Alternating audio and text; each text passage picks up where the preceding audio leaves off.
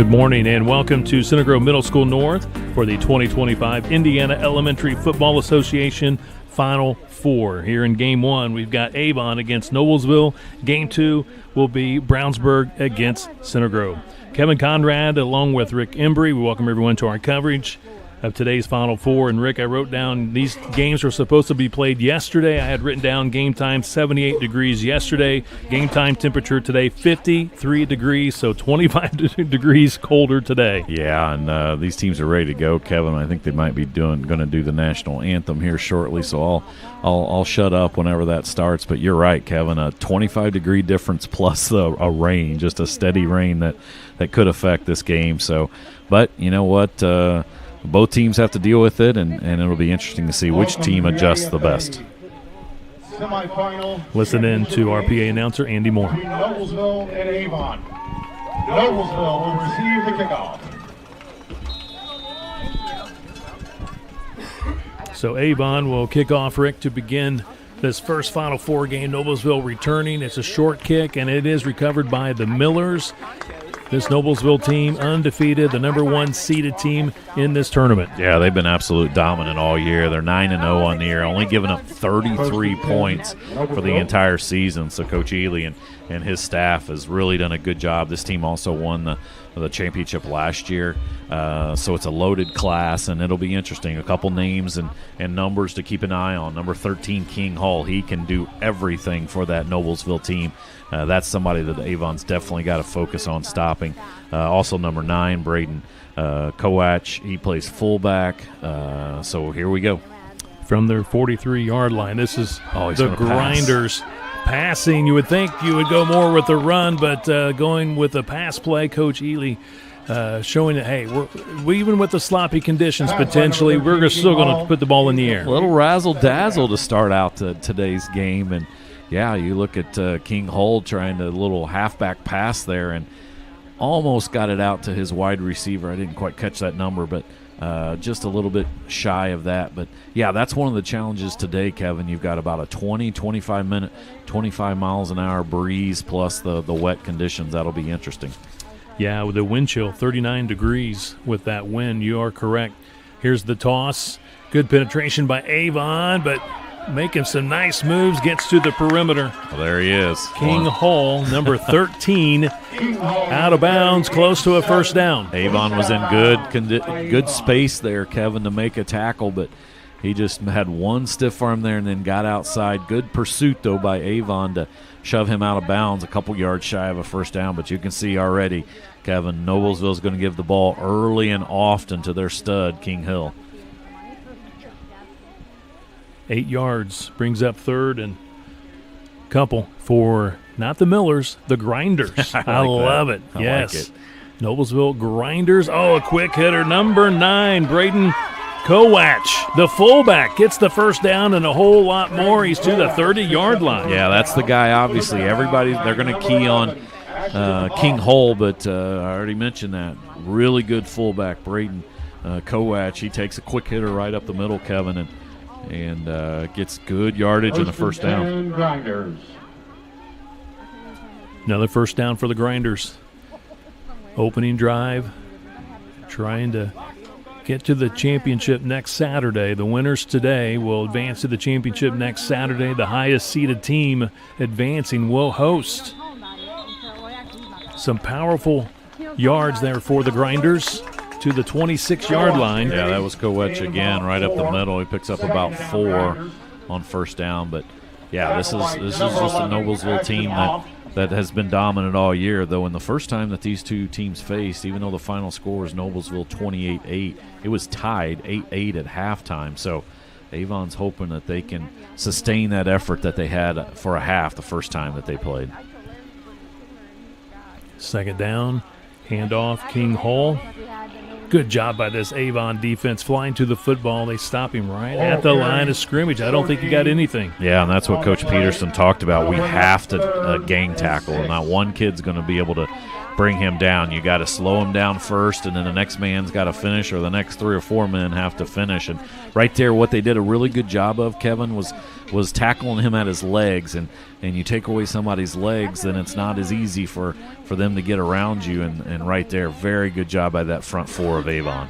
Noblesville undefeated, top seed 9-0. Avon at 6-3. Noblesville won the regular season game 28-8 over the Orioles. Quick hitter. Hall trying to get that first down, and that little last forward lean gets him the first down inside the 20 to the 19, 7 yards, first down, Grinders. Yeah, good job by that left side of that offensive line, number 54, Glenn Hoffman, 75, Big 8, Alden Peabody. Those guys were the ones that helped with that hole, and then King Hole, like you said, that forward lean at the end there got him the first down. Just inside 7 minutes to play. This is the first quarter opening drive for the Grinders. New set of downs. Another quick hitter for the Grinders. Oh, he is so strong and so powerful. That's Braden Kowach. He's inside the 15 to the 14, 5 yards for the Grinders. Yeah, and Avon's done a pretty good job, Kevin. Forced a couple third down situations, but Noblesville's perfectly content to just march this ball down the field and get a few at a time and hope that they can break a big play.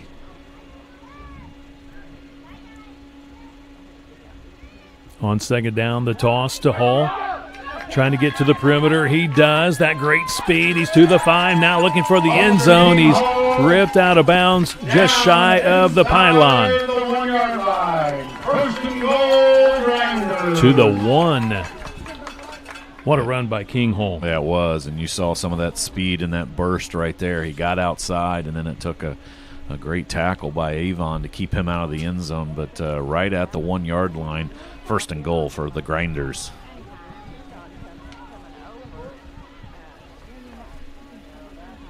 Quarterback puts the man in motion. Kowach, the fullback, keeping those legs a-churning, trying to get that 1 yard. Now they're trying to push him in, and we see the indication. Touchdown, Noblesville Grinders. Kowach from a yard out.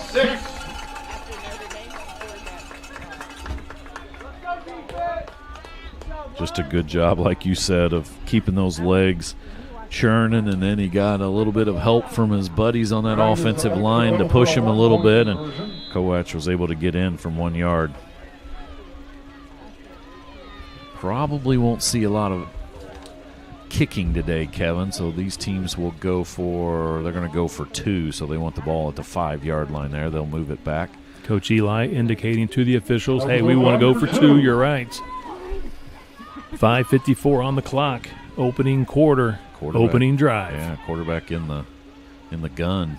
Ethan Klazinski throwing, and there's a completion, but he was pushed out of the end zone. Never did cross that the plane, so just short of the goal line. So 6-0 Noblesville. Yeah, good pass to Connor Simmons there from Klazinski, but what happened was Simmons kind of juggled the ball a little bit, Kevin. I think if he'd have caught it cleanly, he probably would have been across the goal line, but he juggled it, and when he got full control of it, he was just outside the goal line, and a great job by Avon of pushing him backwards. So they hold on the 2-point conversion, but Noblesville takes the lead early. 5 minutes, 54 seconds left. This is game 1 of the opening quarter. IEFA Semifinals, Noblesville against Avon. And what a story for this Avon program. They've been out of the league the last couple of years, so they're back. And, Rick, here they are in the Final Four. Yeah, that's a pretty good story there. After being out for 2 years without a team in the league, then they've started to back up. And I just think this is fantastic because, obviously, you've got most of the bigger schools in the central Indiana area. And good kickoff there. 12 for Avon, trying to pick that football up. He does, gets it close to the 35. He'll be stopped at the 34. Oh, we got our first problem here, Kevin. We don't have a 12 on our Avon roster. Number 12 is not on the roster. Up here, anyway. Hopefully we'll get that conveyed to us. But, yeah, most of these schools are some of the bigger 6A schools in the central Indiana area, Kevin, and I think this is a really good place for these kids to kind of get some initial some initial instruction. Quarterback's going to keep it. Minimal yards. Nick Gilmer. Number 3, Gilmer. Short game. Gets 1 yard. Yeah, and they're going to run their kind of what their high school offenses run, traditional single wing, spread you out, and they really just want to run the football. And the first time these two teams played, Avon ran the ball for 177 yards. So they did a good job of running the ball, but they just couldn't finish any of their drives, had a lot of holding penalties as well. Shotgun formation. Handoff running this way. This is Nick Gilmer. This time he lines up at running back after being the quarterback in the previous play. Minimal gain. Noblesville really flying to the football. Yeah, and Coach Peterson talks about Gilmer just being a really hard-nosed, physical runner. And they kind of give him the ball early to try to set that tone a little bit early, but so far this Noblesville defense has been up to the task. Picks up a couple of yards, so 3rd and 7. Like I said, this Noblesville defense has not allowed more than a touchdown in any game this year, and only 33 points in 9 games. Avon scored a touchdown against this Noblesville team. It was 28-8 during the season.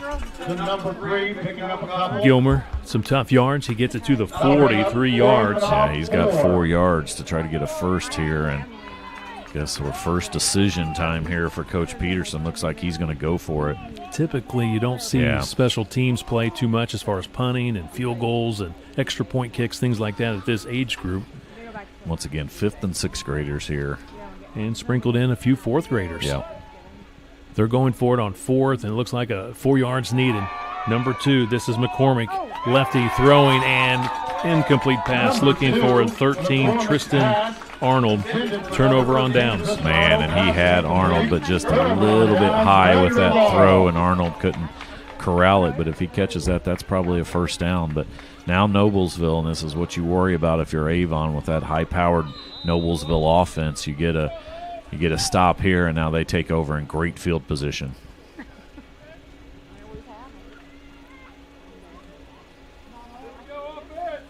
Football at the Avon 40, second offensive possession for the Grinders. Again, Kowach scoring on a 1-yard touchdown run. Here's the toss to King Hall. Great penetration by Avon. Wow. Impressive. Yeah, they were definitely bringing some extra guys on that right side, and Hall got hit first, and then here came a host of Orioles there to tackle him for, over a 4-yard loss there on first down. Looked like Ashton Barker with the tackle among other Orioles as well. 2nd and 14 for the Grinders. So game 2 will feature Brownsburg against Center Grove. That was a heck of a game during the regular season. Center Grove had to score late against Brownsburg to win that game. Ooh, tripped up. Looked like he had something going, but... Yeah, tried the little inside handoff there from the wing back who was coming in motion. Brendan Bond on the carry. Yeah, that was Brendan Bond. Tripped up. Loses a yard, Rick, so it's going to be 3rd and 15 here for the Grinders. How about this Avon defense? Yeah, so far this possession, when they really needed to step up, they have in the first 2 downs. But as always, you better be very careful and find where 13 is. From the gun, number 2, throwing. Picked off by 13. Tristan Arnold for Avon. Gets it close to midfield. Big play by Avon. Yeah, great play by Arnold. Kind of sitting in the center field there as a safety, and he stepped right in front of that pass from Kluzinski and picked that off, and now Avon takes over with great field position themselves, and that's a big stop, Kevin. This is not a Noblesville defense that you want to get behind by a couple scores, obviously, so very important to stay within breathing distance, and that's exactly what Arnold's interception allows you to do here in the first quarter. Football at the Avon 47. Orioles trying to run this way. Nothing Swallowed doing. up. That's 20. Duke Dryban. He's a 5th grader with the tackle. That was a great play by Dryban, man. That's a big 5th grader too, Kevin. He's sitting there at that kind of linebacker, defensive end position, and Dryban just got his mitts around Gilmer and tackled him for a 4-yard loss. 2nd and 14. Noblesville defensively just really aggressive, getting after it. Avon trying to go to the left side with 13. Tristan Arnold with that INT, now with the run. Finds some positive yards on that far side of the field, almost back to the original line of scrimmage. Yeah, and Arnold's a kid. He leads the team in rushing, Kevin. He averages about 10 yards per carry, very explosive. First time these two teams played, he had over 100 yards against Noblesville, so you didn't see him much in that first possession, but right there he picks up good yardage, but still 3rd and long for Avon. Call it 3rd and 11. Shotgun, number 2, Cooper McCormick. Has a man and just overshoots. He was open. Jackson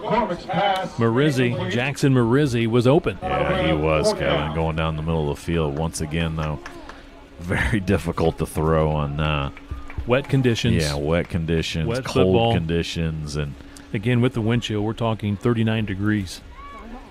Again, I wrote down yesterday as we were about ready to get started at around 5 o'clock, it was 78 degrees yesterday. Unfortunately, around 5 o'clock yesterday, Kevin, there was lightning in the area. Correct. Mother Nature had other ideas. Yes. Game time temperature today, 53, wind chill 39. But, again, this field in great condition. 4th and 11, throwing, and, oh, wow, again, good arm, but just overshoots, looking for 13. Tristan Arnold, a turnover on downs. Good job by that Noblesville defense. Kind of got the sudden change there, and Noblesville defense, and it all started with that first down play by Dryband where he tackled Avon for a 3-yard loss, and then Avon kind of playing behind the chains, and you cannot afford to do that against this very, very good Grinders defense. So I guess, Kevin, a grinder would be a younger Miller. Correct. I think like an apprentice. Did you do some research on that, Kevin, before we? No, that's just common sense tells me that. But I like it. I love it because you got junior Trojans, junior Bulldogs, and for Noblesville instead of the Millers, the Grinders. I absolutely think that's awesome. I think it's like an apprenticeship program, right? You got to be a grinder before you become a Miller. That's a good point. Good point. That's a great play, individual defensive play by Brennan Harder there on the defensive line, number 21 for Avon. He was able to tackle Brendan Bond for the 2-yard loss on first down. Probably be the last play of the first quarter. So far, just a lot of defense by both teams. One score here for the Grinders, 2nd and 12 from the Avon 48. Oh, good run here. Down that far sideline, being chased, pushed out of bounds by Marizzi. Man, nice. Was that Brendan Bond? Brendan Bond scooting across the right side, and great blocking on that right side of that offensive line. Big number 78, Camden Fairfax leading the way out there. 45 as well, Maxwell Shobe. And Bond, after getting tackled for a couple times for losses right there, he scooted around the right side for great yardage and another first down. 5.7 seconds remaining, opening quarter. Noblesville looking for more. Run up the middle, some powerful yards. That will be our final play of the first quarter. Game 1, Noblesville leading Avon 6-0 in the IEFA Final Four from Center Grove Middle School North. Being presented here in Game 1 by Blades Audio Video Security. More football up next.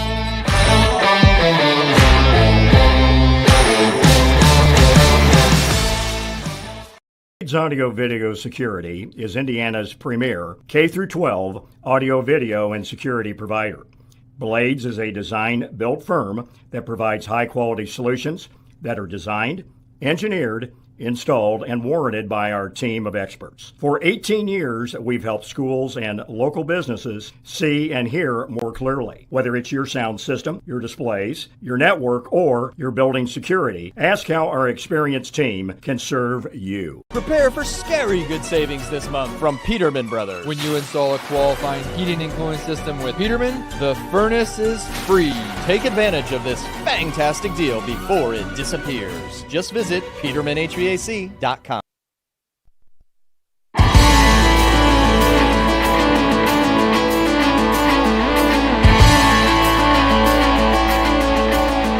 Great opening quarter.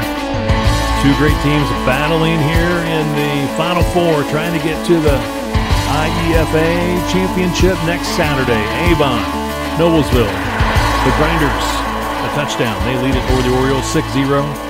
And Noblesville has the football at the Avon 16 to begin things here in quarter number 2.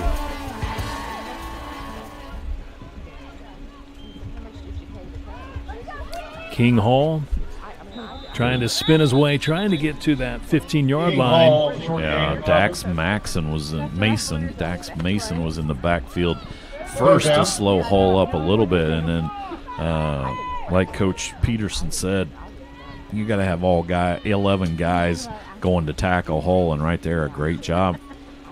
No gain on second down.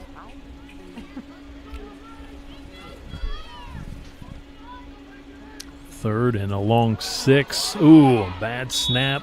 Quarterback gets on it. Ethan Klazinski, the 5th grader. Yeah, that's what you worry about, Kevin, with the wet conditions there. Getting that ball back and just kind of went right in between the legs of Ethan Klazinski. And now 4th and long for Noblesville. Avon trying to come up with another stop after Avon had the ball inside the red zone. So for the Grinders in that opening quarter, Kowach with the 1-yard touchdown run at that 5:54 mark. That's the only score so far.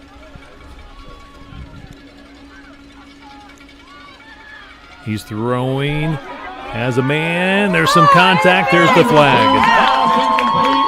Maxwell Shobe, the intended receiver, got interfered with. Flag on the play. Yeah, that ball a little bit underthrown, and that's what you see, Kevin, is as you come back for the ball, if the defense can't find the ball, then you're going to have one of those, and pretty easy call there. So that's going to be, I think, half the distance to the goal. The question is it enough for a first down? It might. Oh, they're going to narc off the full 15. So is it enough for a first down? It appears to be a first down. They flipped the marker to first down. Looks like it's at, what, the 8-yard line? Yeah, I thought it would be half the distance, but maybe different rules there. Are they talking about that now?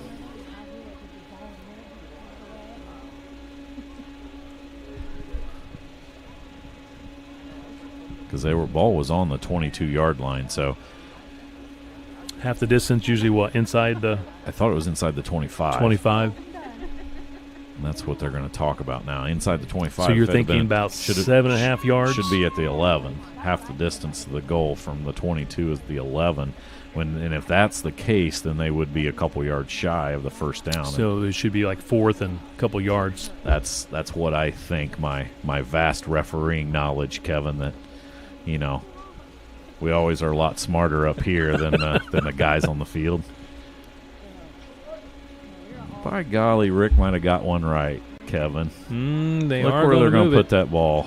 At the between 10. the 10 and 11. Yeah, right around that 10, 11 yard. You're right. Closer to the 10. So 4th and a long yard. Yep, 1 or 2 there. So, and now Avon's going to get a timeout. Their coach is trying to get a timeout to just talk to his team. I like that. That's a good decision by Coach Peterson is, hey, guys, we still got a chance to stop them here and stop this drive. And, man, it's a big spot in the game. Like I said, with that Avon or the Noblesville defense like it is, you do not want to spot them a couple touchdowns and expect to make a comeback.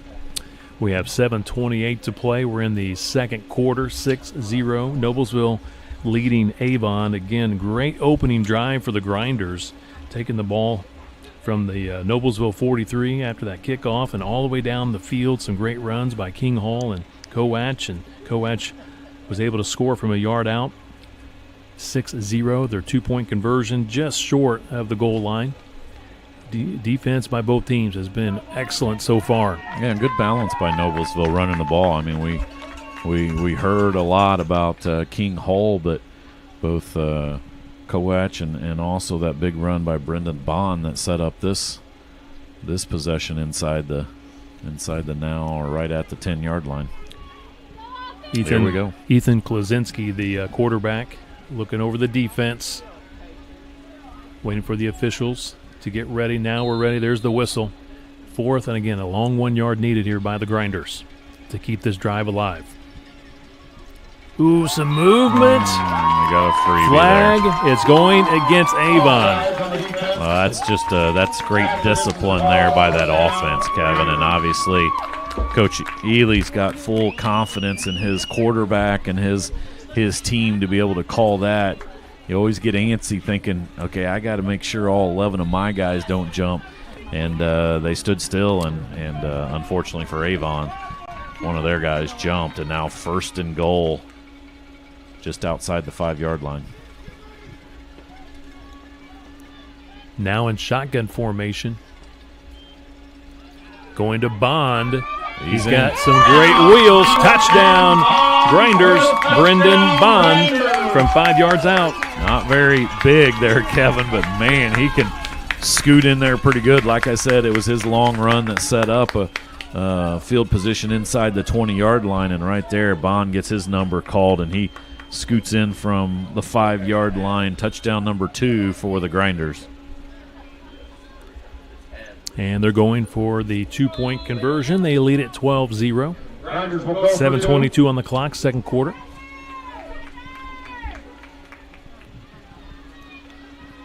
Klaczynski in the gun. Tried to throw last time. He did complete the pass this time. He goes a little bit too high, looking for Maxwell Shobe. It's 12-0. Noblesville leads Avon. So, Rick, Avon's got to respond here. They need to move the football. If they can't put it in the end zone, they've got to try to at least put it into Noblesville territory. They got to drive it down the field. Yeah, you've got, like I said, you don't want to fall behind too many scores here. They're already 2 scores down, and for a team that wants to run the ball, Kevin, and wants to stay ahead of the change, you're probably going to have some long drives if you are able to sustain those. But you can't afford to fall behind any further here in the first half.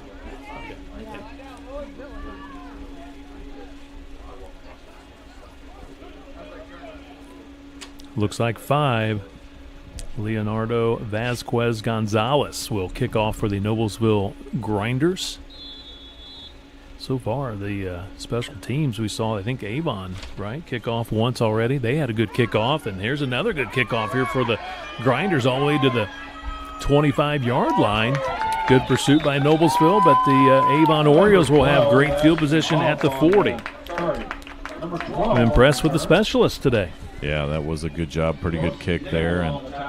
And once again, we don't have number 12 on our roster here, so sorry for the Avon, anybody listening for Avon. But he scooted up there. Good field position to start this drive. Over 7 minutes to go here in the second quarter. But yeah, you got to put some first downs together if you're Avon.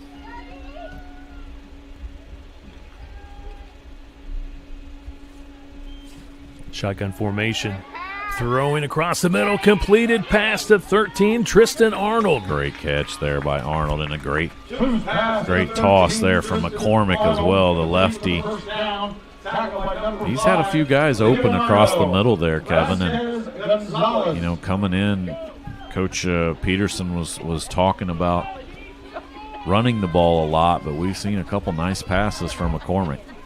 11-yard pickup, first down into Noblesville territory. Now running the football off that right side. Good positive yards on first down. Avon really battling here with the offense. That's Nick Gilmer with the carry. Yeah, most of the time you talk about having the run set up the pass for you. So far, Avon's trying the reverse of that, trying to get the pass to set up the run. Good gain on first down by Gilmer. Isaac Hale makes the tackle for the Grinders. Second down and 6. Looking. He wants to throw it, and he's looking for 11. No, boy, he bobbled it, 21. And he caught it again. He kind of bobbled it, but he does secure it. Is that 21? Brennan Harder with the reception. Hey, McCormick led him perfectly, Kevin, just out in front, and you're right. Harder kind of juggled it initially, but was able to corral it, and Avon with their best drive of the game, unfortunately, not everybody was set there. That was the problem. You try to go fast, and that's what Avon was doing. Unfortunately, you didn't have, as a quarterback, you got to make sure all those guys are set before you get the ball snapped. 20 yards on that completed pass. 1st and 10 now becomes what? 1st and 15. Back to the 31-yard line. 5:55 to play. We're in the second quarter. Avon down 12-0, but on a nice drive. Their best of the day. Trying to get things organized here for the Orioles. Referees having a quick conversation. I don't know if they're trying to determine the ball at the right spot or, well, maybe they're saying the ball wasn't set in play yet, Kevin. So no penalty? Yeah, no penalty there. So they'll redo 1st and 10 here. Yeah, I think the head official's saying he wasn't. No, there you go. Good explanation from the official. Offsetting. So we're back to 1st and 10 football at the Noblesville 26-yard line. Here come the Orioles. I love it how they huddle and they sprint to the line of scrimmage. Quick snap. Good push. That was a good push. Orioles team, man, they're playing some inspired football here on offense. Well, you talked about it, Kevin, and you know, their coaches talked about it before the game. They've got to finish drives now. They were able to move the ball the first time they played Noblesville. Unfortunately, they couldn't finish drives without penalties or getting stopped. And, man, this is a huge drive. They need this one to try to maintain distance here. 2nd and 7. They got 3 on that last play. In and out of the hands. Tristan Arnold just couldn't quite squeeze the football. That was a tough pass and tough catch for Arnold. You had Kowach in the middle there at that middle linebacker position. He dropped in coverage and had great coverage on Arnold, and that one Arnold tried to bring in with an acrobatic catch over his head but couldn't quite do it. 3rd and 7 for the Orioles. Obviously 4 down territory for Avon. There's some movement. They get 5. Noblesville jumped. Just like we saw at the other end, Kevin, your offense does a good job of McCormick kind of hard counts it there, and that's a big 5 yards because instead of 3rd and 7, now it's 3rd and 8, now it's 3rd and 3. And like you said, it's 4 down territory here for Avon. They've got to be able to punch this one in. So a good hard count by Cooper McCormick. In the gun. Movement. Yeah, Gilmer that time, the running back lined up in shotgun, and we have flags. He's trying to go quickly, but you got to make sure all your linemen and everybody are set.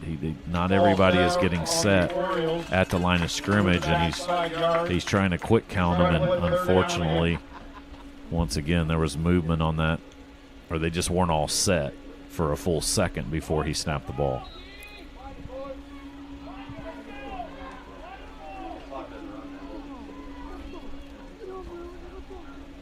Looks like the ball now closer to the 24. I thought it would be at the 23, but it's closer to the 24 here for Avon. 3rd and 8. So 3rd and 8.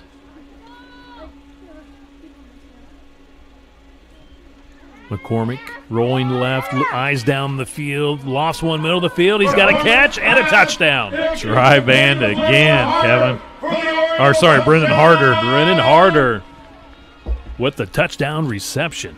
Wow, that's a great pass and a great catch. Once again, Harder, man, going down the middle of the field from that tight end position, and McCormick hits him perfectly on the 3-yard line, and Avon responds just like they needed to, Kevin, to keep this game close. Very impressive drive. Avon going for 1. How about McCormick, southpaw? Don't see a lefty very often at quarterback. I have to start naming off some of our favorite left-handed quarterbacks. 3. Gilmer's in there for the 1-point conversion. And so it's a 12-7 ball game. And that's a huge one, Kevin. Obviously, there's no reason to go for 2 right there. You just go for 1 to get that extra point, and now 12-7 game since Noblesville has missed both of their conversion opportunities, and Avon a touchdown away from taking the lead. And, man, what a response there by Coach Peterson and his team. And a big chunk of those yardage, Kevin, was off of the arm, from the arm of Cooper McCormick there at that quarterback position.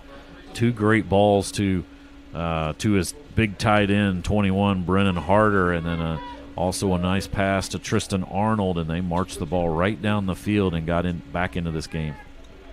So, Rick, some of your favorite lefties, quarterbacks? I got to go with, we talked about him yesterday, Kenny Stabler. That's right, the snake. I mean, there was probably no better lefty than Steve Young. Oh, 49ers. That's right. Jim Zorn. From How about the Boomer Seahawks. Esiason? Yeah, Boomer still around calling games. Michael Vick. No, he's not in that. Come on, that's a younger guy. That's our camera guy, Brady. He's in high school. That's the only one he remembers. We're going old school. Oh, we got a flag on the kickoff. Yeah, I think they were, offside there from the kicking team. It looked like they were trying to get the onside kick. 5-yard penalty.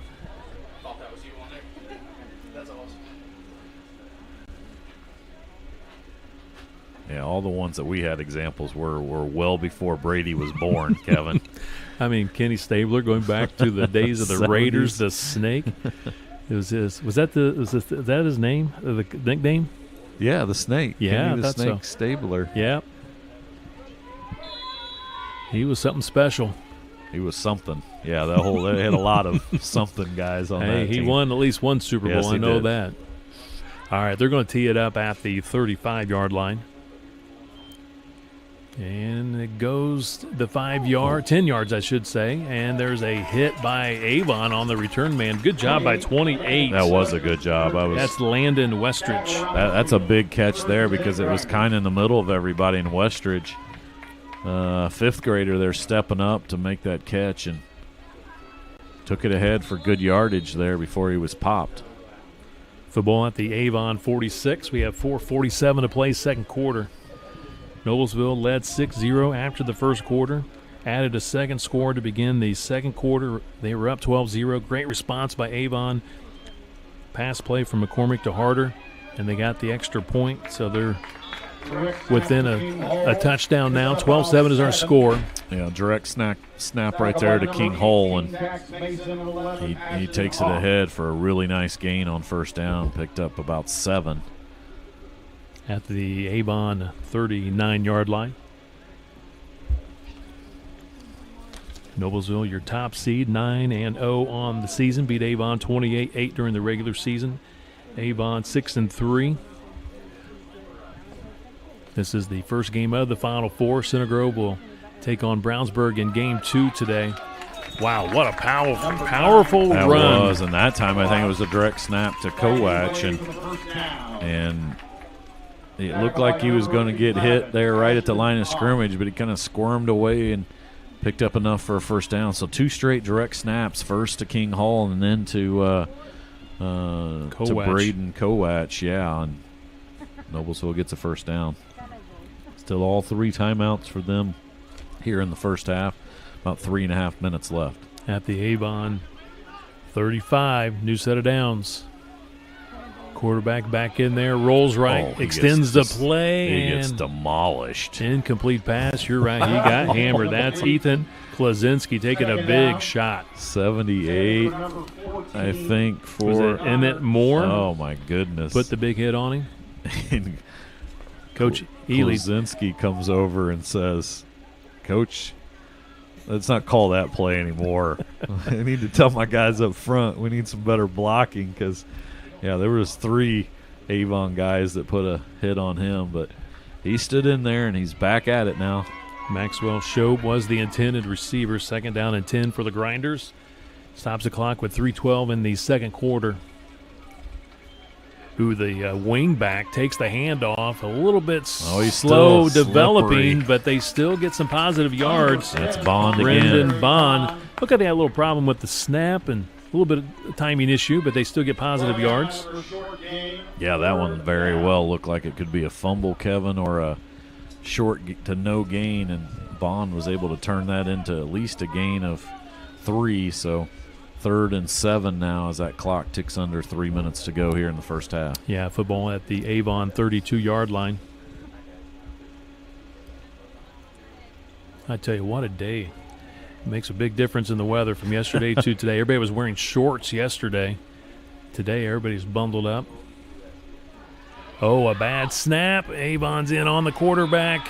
The running back. He'll get another direct snap. Yeah, direct snap to King Hall again. This time, 18, Dax Mason shooting in from that linebacker position, and that's going to back them up and make it 4th and 13. But once again, a little bit of a low snap, and Hall tried to grab it. By the time he did off of the turf, Mason was in on him and wisely grabbed at his feet. He tried to tackle King Hall up around the shoulder pads. He's very easily going to shake that one off. A loss of 6 yards. 4th and 14. He's going under center. This is Klaczynski, the quarterback. Man in motion. That's Bond. We got a whistles and a flag. Movement, yeah. Going against the Grinders. 5-yard penalty, false start. Well, and unfortunately for Noblesville, now the pass play that they were calling, and it was possibly going to be open. That was going to be to Maxwell Shobe, big tight end, number 45, and now that Avon defense has seen that. So sure Coach Peterson's going to make some adjustments. And how about the name of the defensive coordinator on that Avon sideline, Kevin? Bryant Fitzgerald. That's a name that was very prominent in Avon and IU history over the last few years. Looking for Shobe, and it's picked off. Wow, interception. Here comes a flag at the end of the play. 32, Brighton Scott with the INT. Yeah, and that flag is probably going to be a block in the back on the return. So that interception should stand. And what a great stop there for Avon. And remember, Kevin, Avon gets the ball to start the second half. That's what makes that stop so important, to try to maintain distance. Looks like they're gonna wave that one off. It'll be Oriole football at their own 39-yard line. Brighton Scott with the INT, 1:29 to play in the first half. Avon has 2 timeouts left. We'll see. And Noblesville a little bit slow getting their defense set up. Now they're ready. Avon in the gun with McCormick, the lefty, the southpaw. He looks middle of the field, puts a lot of air under it, and his man went up and got it. He high-pointed it, 21, Brennan Harder. He just out-jumped everybody. Harder's going to have close to 100 yards in receiving yards here in the first half alone.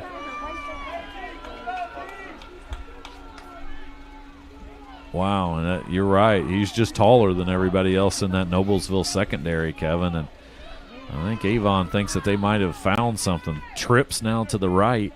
24 yards on the completed pass with time. Throws and completes to Arnold. Looks like he's got another first down. Yeah, but they probably wish that Arnold would have got out of bounds. Timeout, I believe, called. There's whistles on the field. Yeah, they did. Timeout, Avon. Stopping the clock with 55 seconds. No, they're just stopping the clock to move the chains, and now the clock is running. They're telling me to run it. Rolling right, now steps to his left, throws it up again, and he makes the catch. Touchdown, there's a flag. Yeah, that's going to be offensive pass interference. Brennan Harder makes the catch. Yeah, Harder got away with a push there. It's going against Avon. Yeah. Wipe away the touchdown. That was a pretty obvious one. You saw 2 flags come out there as Harder kind of gave a 2-handed shove to the DB, and that's why he got it. But that's a big penalty. That's a 15-yarder. You're going to back them up, so that's going to be first and 25 for the Orioles. Rick, give a lot of credit to this offensive line for Avon. They're giving McCormick time. You're right. These aren't short passes. And McCormick, pretty impressively, has been throwing a lot of these, Kevin, while he's rolling to his right and having to throw across his body there as a lefty. Now I think Noblesville needs to talk about some things. They got to get some things cleaned up in that defensive secondary, Kevin, because right now McCormick is kind of slicing them up, throwing the ball. Timeout, you're right, called by the Grinders. Football at the Noblesville 41-yard line. 41 seconds remaining first half, and what a great first half this has been. A lot of action defensively, offensively. It's 12-7, Grinders with the lead, but Avon is trying to get a score right here before halftime. Yeah, the 1 versus the 4 seed right here, Kevin, and after Noblesville got off to that big start, Avon with a huge drive the last time, and then they were able to get a stop defensively, and now trying to march the ball down the field and get the go-ahead score here before halftime. Once again, remember that Avon gets the ball to start the second half, and I think Coach Peterson has found something here with the passing attack in the first half. Big thank you to our presenting sponsor here for game number 1 today, Blades Audio Video Security. Also appreciate everybody watching online. We got a nice crowd online and also a very good crowd here today at Center Grove Middle School North. A big thank you to Junior Trojan head coach of Center Grove, Andy Moore, for getting everything set up here today for the Final Four. I'm getting some other left-handed quarterbacks texted to me, Kevin, from someone watching the broadcast. We'll get to those. Throwing left, incomplete pass, knocked away by 11 for Noblesville.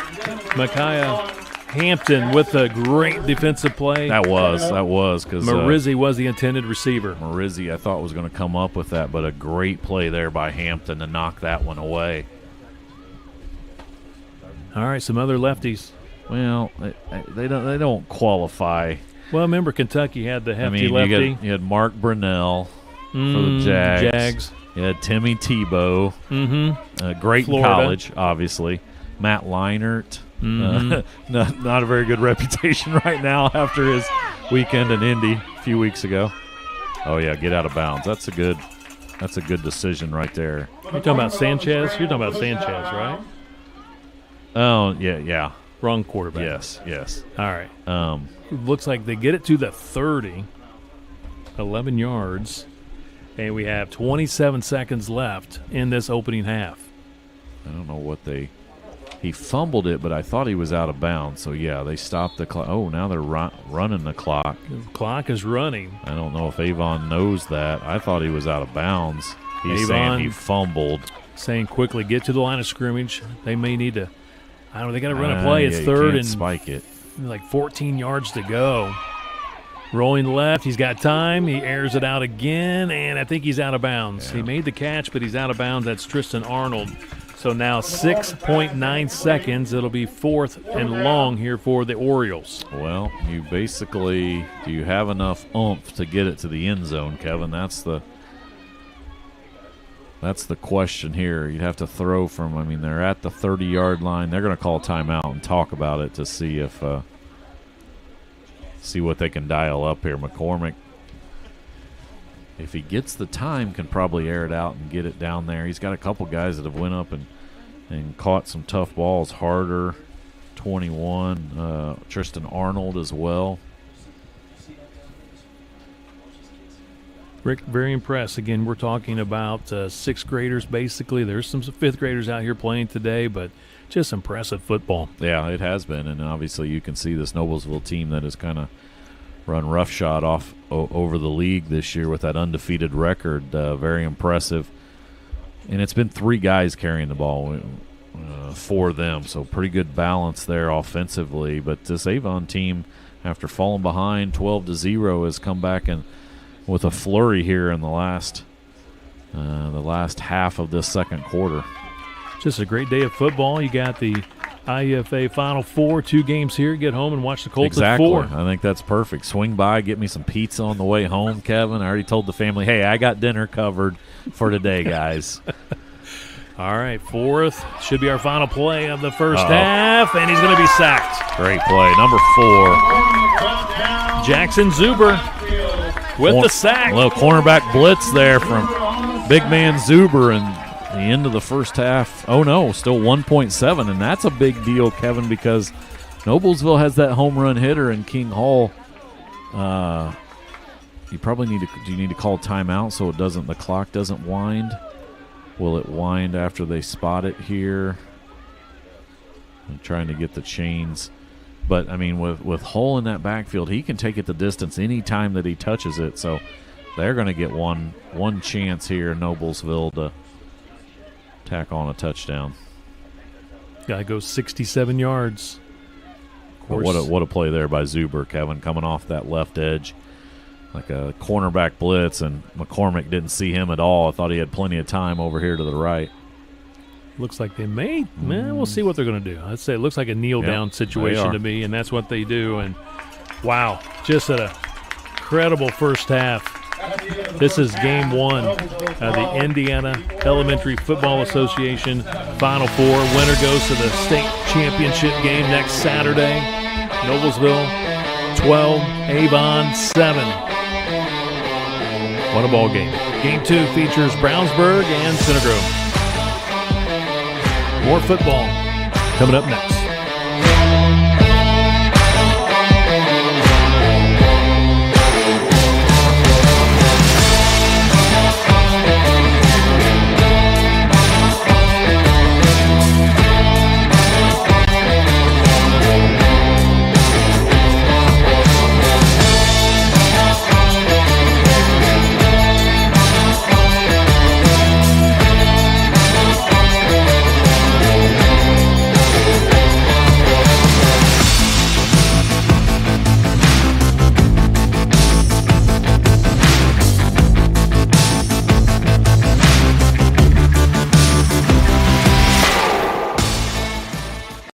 Audio Video Security is Indiana's premier K-12 audio, video, and security provider.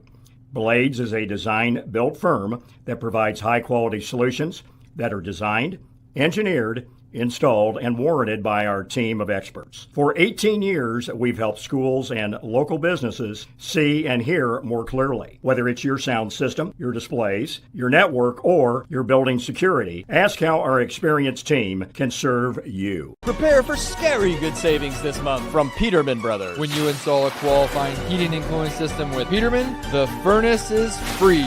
Take advantage of this fantastic deal before it disappears. Just visit PetermanHVAC.com.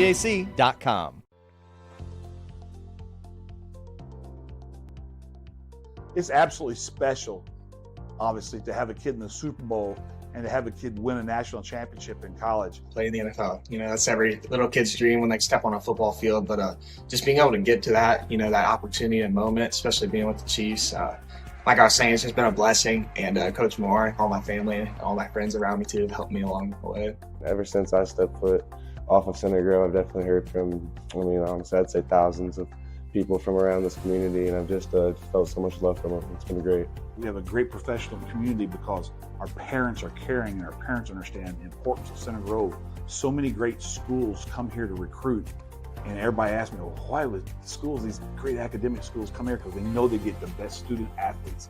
Center Grove teachers are the best teachers, and they teach college prep classes. I feel like with Center Grove, I feel like you just set at a higher standard just from everybody, and it kind of just pushes you to want to be the best version of yourself. Man, it's just been an amazing opportunity just to grow up in this, this type of area. Even since we were young, all the families, parents, moms and dads have been there for everybody. That family atmosphere where everybody takes care of everybody and we don't really worry about what's outside of our community. It's just we take care of ourselves so well. I just want to say thank you to everybody for the support. It means the world to me. There's a great community and a great atmosphere just for everything you do in Center Grove. I feel like everything you do, you have a great mindset, and it just all the people you're around, you feel like you're loved and you're supported by everything you do. I love that they're humble, and I love that they still love to practice. But what I love the most is they're the greatest young men of all.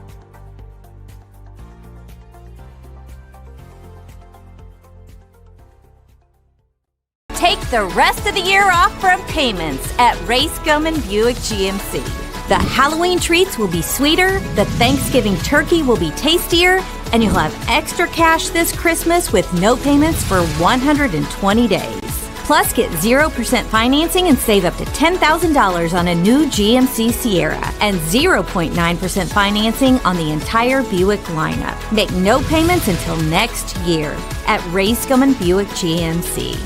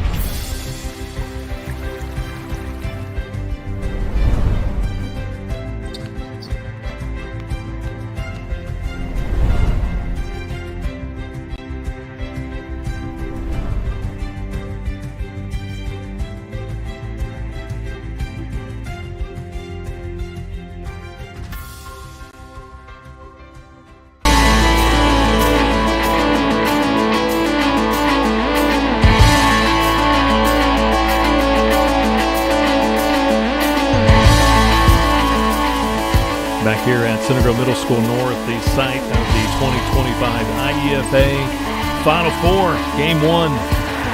Halftime score of the Noblesville Grinders 12, Avon Orioles 7. Rick Embry, what a great first half for both of these teams. Of course, Avon trying to upset the number 1 seeded Grinders. Yeah, and Avon made this a ball game, Kevin, after a little bit of a rough first quarter and a half there where they fell behind 12-0. They found something on that second to last drive and really marched the ball down the field, throwing the ball, Kevin, which I don't think they anticipated they would be able to do in these conditions, the wind, a little bit wet conditions. But McCormick was impressive there, the lefty quarterback for Avon, and got that touchdown to make it a one-score game, and then got a defensive stop, and then marched the ball down the field again, had the ball inside the 20-yard line, and then that big offensive pass interference, which was a good call, backed them up, and they couldn't punch in another one. But they get the ball here to start the second half, and I'm really looking forward to this second half. So far, I don't believe the field conditions, weather conditions, not playing a big factor in today's game. We got a little bit of wind, of course, some rain, but the field is in great condition, and I say the players are handling things really well. I 100% agree, Kevin. There has been 2 turnovers, but nothing from fumbles, nothing from they've both been interceptions, and mostly on kind of fourth down situations where Noblesville just kind of threw it up there trying to make a big play. But with the exception of that, you really haven't seen the ball on the turf hardly at all from either team. So that's a credit to both of these coaching staffs and more importantly, both of these teams. Now we need to check in with the parents and fans out there. They may have a different opinion. These are the games, Kevin, where we're very, very lucky and happy to be up in this press box. While it's not as warm and nice as Ray Skillman Stadium's press box, it's doing just fine here on a day-to-day when I look out and see a lot of hats, a lot of stocking caps, and a lot of winter jackets that got brought out from, like you said, 24 hours ago when these teams were warming up to try to play yesterday before the storms hit. Vasquez Gonzalez will tee it up here at the right hash for the Noblesville Grinders to begin things here in the third quarter. Kickoffs have been really solid today for both teams. Another good kickoff all the way inside the 30-yard line. This is number 3 for the Orioles. Nick Gilmer, their running back, gets it across the 35, taken down at the 33-yard line. Gilmer. Tackled by number 56, Brooks. You're right, Kevin. That's a very Actually, good 38-yard line, excuse me. Very good kickoffs there from Vasquez Gonzalez there for Avon. Shoot, Kevin, that's better than some of the ones that we've seen on Friday nights and Saturday mornings in the fall here. Actually, looks like it's closer to the 39, the Avon 39-yard line. 3, Gilmer takes the handoff, doing some cutbacks, and what a run on first down. That's what you want to see on that first down to make the second, third down manageable, and that's a heck of a pickup. Well, and what'll be interesting, I'm sure Noblesville spent a majority of the first, the halftime speech, Kevin, talking about handling throwing the ball, handling Avon's passing attack, and then what does Avon do to start this first drive of the second half? Boom, let's go to the running attack. Second down and a couple. He got 8 on that first carry on first down, and now trying to come this way, breaking some arm tackles. 13, Tristan Arnold. Looks like a yard. He was lucky to get back to the line of scrimmage, Kevin. First he was hit in the backfield by number 56, Brooks Nichols, and then 20, Duke Dryband cleaned it up. So now 3rd and short after no gain. 3rd and 1. They're actually going to give him about a yard. Okay. 3rd and 1, and the quarterback takes the big hit from number 9. That is Braden Kowach, the linebacker, drops him for a loss. Yeah, that middle linebacker position, and Kowach guessed correctly that direct snap would be just a wildcat option, and man, he was there to meet the running back and threw him for a 2-yard loss. So now after 2nd and short, Kevin, Noblesville defense has stiffened up here and backed Avon up for a 4th and 3. 4th and 3, you're right. And you can hear the Noblesville fans in front of us. Watch the ball. Do not jump offside. Ooh, they tried it, hard count. Good job by the Grinders staying disciplined. Still staying disciplined. Running and trying to lunge for the first down. He's going to be short. What a stand by the Grinders. Gary appears to be short of the line to gain. Gilmer just short. He needed 3. He got 2. That's a great job by that defense. 3 straight times they were able to not allow Avon to get that first down. And, man, after that really good first down play from the Orioles, the Grinders were able to deny them a first down. At the Avon 48. They always talk about when you want to win championships, you got to have that great defense, and that was a big stand for the Grinders. A direct snap to gone. He breaks through, and he'll take it for a touchdown. 48 yards for King Hall. And Kevin, you can remember that 2-play sequence right there, Kevin. That might be the difference in the ball game, because Noblesville gets the big stop after Avon's feeling pretty good going into halftime. Know they have the ball to start the second half. They get a big play on first down, and then that Noblesville defense stiffens up, and then boom, King Hall breaks 1-2 tackles, and he is off to the races. 18-7. Grinders lead the Orioles. 6:12 to play. We're in the third quarter, and yes, they're going for 2. King Hall, I believe that's his first touchdown today. Looked like he broke a tackle or 2. Very strong. Covers 48 yards for the score. Klaczynski in shotgun formation. He's looking left. We have a flag, whistles. Penalty going against the Grinders. False start on the Grinders. 14 was open, too. That was Connor Simmons. He made the catch. He was on his way to the 2-point conversion, but taken away by the penalty. Yeah, that's the one area in Noblesville when they have scored, Kevin, have not been successful so far with the conversion so far. Stay tuned. Game 2. Brownsburg, Center Grove. Looks like I see a lot of red walking in at the moment. The Center Grove Junior Trojans have arrived. Throwing and completing, and he's into the end zone for the 2-point conversion. Connor Simmons with the 2-point conversion catch. Well done. That was a great pass from Klaczynski to Connor Simmons, who was wide open there on the 2, and then he scooted into the end zone. And I spoke too soon, Kevin, about the unsuccessful conversions there from Noblesville. They just needed to be backed up to the 10-yard line to score. Just needed a little more of a challenge, right? Bingo. Or maybe a little more space, but no, I do see Center Grove. They have arrived. They got the red jerseys with the red pants. They wore the red pants last week, and the boss, Coach Moore, said he loved the look last Saturday. Which Coach Moore? Both of them. Both of them. Both Coach Andy Moore and Coach Eric Moore. I noticed that in some video clips I received, and I said, ooh, I like the red pants.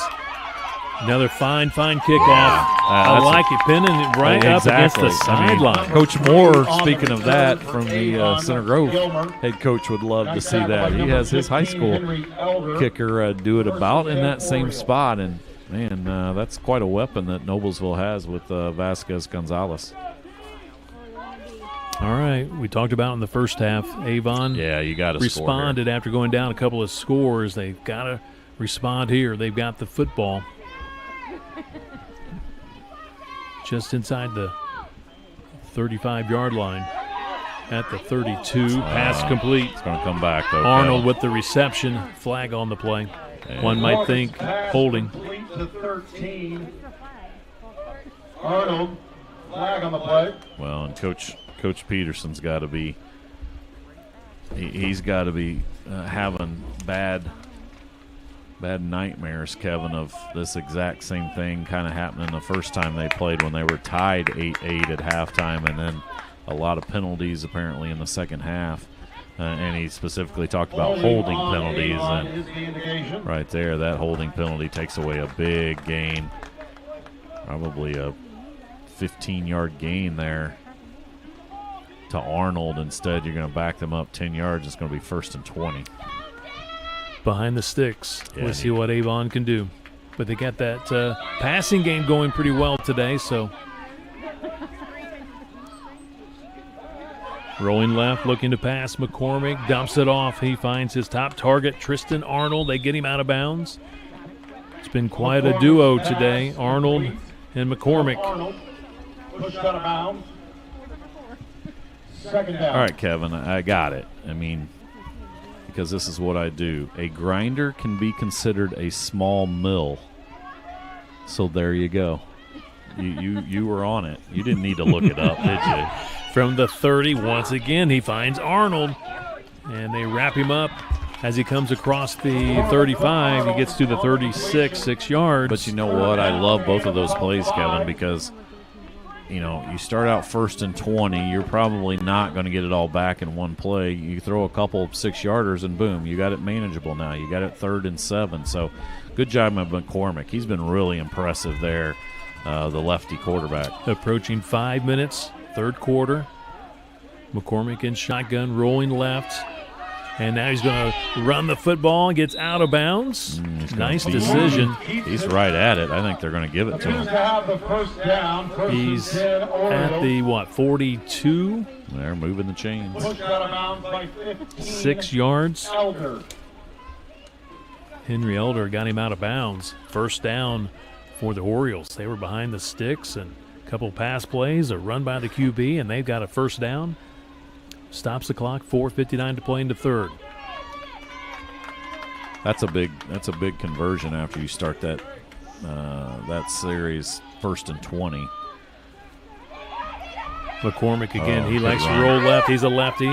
Always want to roll to your throwing arm. Good tackle made by the Grinders. Duke Dryban ends up tripping him up, and it's a good thing he did because McCormick had some open space there to run. You run your receivers all the way down the field there, and you got some open space, and that's what McCormick saw, but Dryban was able to trip him up. Still a good pickup on first down. 4 yards at the Avon 46, 4:25 and counting, third quarter. Grinders lead the Orioles 20-7. This time he's looking to go to his right. Pumps it, now goes underneath, completes it to Tristan Arnold. Small gain, but still got some positive yards. Henry Elder was right there on the coverage for Noblesville. I just really impressed with McCormick's poise, Kevin, just kind of in that pocket right there. He stepped up when a defender was approaching him to his right side and was able to just flick it out there, kind of a check down. Arnold picked up a couple. He got a couple of yards to the 48, 3rd and 4. McCormick looking to his sideline, steps up in the pockets, getting pressure. Lost the football. I don't know if it was an incomplete pass or a fumble. They're saying incomplete pass. Well, that was a good play then because he saved himself and his team about 4 yards by just flipping that away. So looked like Landon Westridge over there on the coverage or on the pressure. I would say 4th and 4 for the Orioles. Big play, 3:24 to play, third quarter. Orioles down 13. McCormick goes underneath. What a catch. What a catch. Arnold for the first down, and he's a tough to bring down. First down, Avon. Man, that kid has made some catches, and right there, none better than that one, Kevin. Arnold goes up to get it and pulls it in, and then he finishes a run with authority. Big first down again on 4th down from Avon. Keeps the drive alive. McCormick. Oh, he's got. Extends the play by rolling out of the pocket, and it's nearly intercepted, knocked away. 11 for Noblesville with the coverage, Mekhi Hampton. Yeah, Marizzi ended up turning into a defensive back there for Avon, Kevin, to try to prevent Mekhi Hampton from getting the interception there because he was in great position to come up with that pick. Second down and 10 at the Noblesville 39-yard line. Stops the clock, 2:48, third quarter.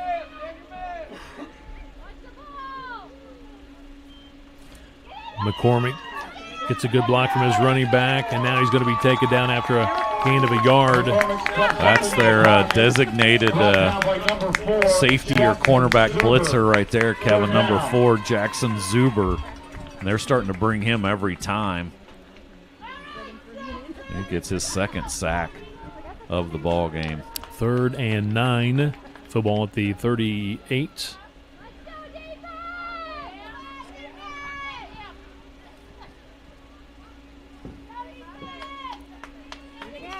.210 and counting, third quarter. Big play here for the Orioles and for this Noblesville defense. Man in motion. And that's Arnold. Coming back to the weak side, knocked down by the Grinders 15. Yeah, Henry Elder knocks it down. They were trying to set up a little tight end screen there to 21, Brendan Harder. They had a couple linemen out in front, but a great job by number 15, Henry Elder, of staying at home and knocking that one away. So now 4th and a long 9 for Avon to try to keep this drive alive. Another big play here for both teams. We're just now under 2 minutes, 1:55 in the third.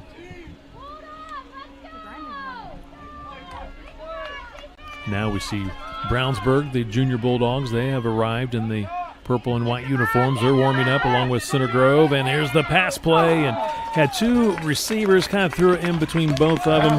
Marizzi along with Arnold, and it's an incomplete pass, a turnover on downs. The Grinders, again, another big defensive stop. Well, Noblesville brought the house right there, so McCormick had to really throw that one before he wanted to, Kevin, and you're right. He did get it away, but both wide receivers were still in their route, so couldn't connect with either one. And you're right, another great stop by this Noblesville defense, just like they have all year.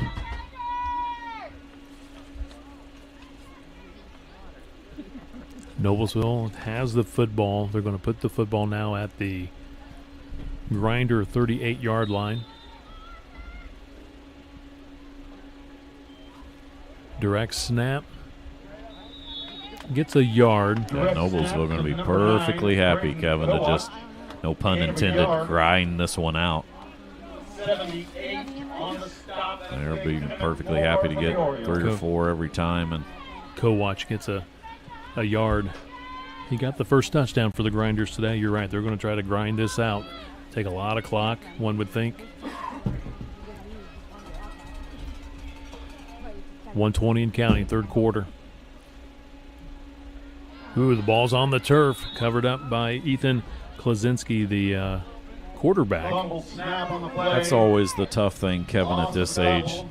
So many teams want to do the spread offense and stuff, and you get 5th and 6th graders that sometimes it's just a difficult. I mean, shoot, we see it on Friday nights, Kevin, with high school teams struggling to get that snap back to the quarterback, and you're asking a 6th grade kid to do that effectively every time. Sometimes you're going to get those a few times every game.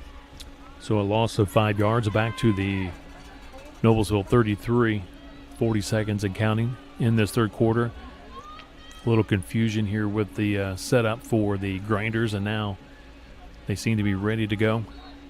Man in motion, throwing across the field. Oh, just led him too much. Looking for Maxwell Shobe. He tried to do the one-handed grab, try to pull it in. 26 seconds remaining third quarter. That stops the clock. Yeah, Shobe's a big kid there coming from that tight end position, Kevin, and you're right. He had a step on his defense, but Klaczynski just couldn't quite connect with him. So now 4th and 7. See if Avon can get a stop, because if they do, they're going to have great field position. It's more than 4th and 7. Should say 4th and probably 15. I would say 15. Oh, quick kick. How about that by Klaczynski, the quarterback? I like it. Inside the 45-yard line down to the Avon 44. Yeah, probably a 20, 22-yarder there, Kevin. So at least gives that defense a little bit more space there against that Avon offense. At the Avon 44. A little bit of a surprise with that quick kick. 17 seconds left in the third. Once again, a big thank you to our presenting sponsor here for Game 1, Blades Audio Video Security, making this web stream possible. Game 2, Center Grove and Brownsburg. That's going to be a heck of a rematch. Center Grove won on a second play in that one. Running this side of the field, Avon. Minimal gain, 1 yard. Pick up of 1, second down.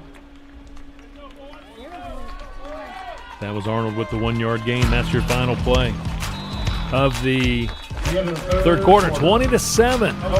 Noblesville Grinders lead it over the Avon Orioles in the Indiana Elementary Football Association Game 1 semifinals. We'll take a break.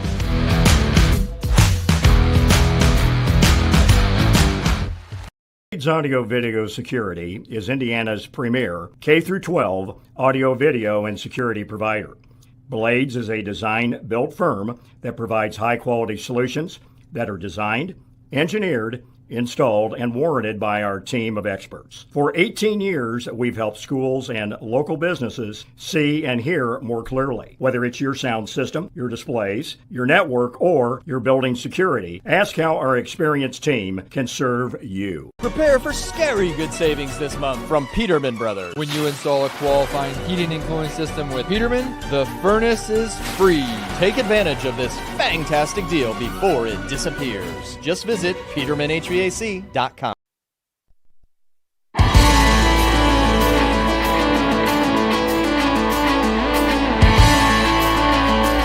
Ready for the fourth quarter. Avon with the football, facing second down and 9. Bad snap. Yeah, that's going to kill you there. Marizzi looks like he's jumping on that one. Number 1 for Avon. Yeah, you can't have those plays, Kevin. Obviously, you're trying to score against a very, very good defense, and 2 straight.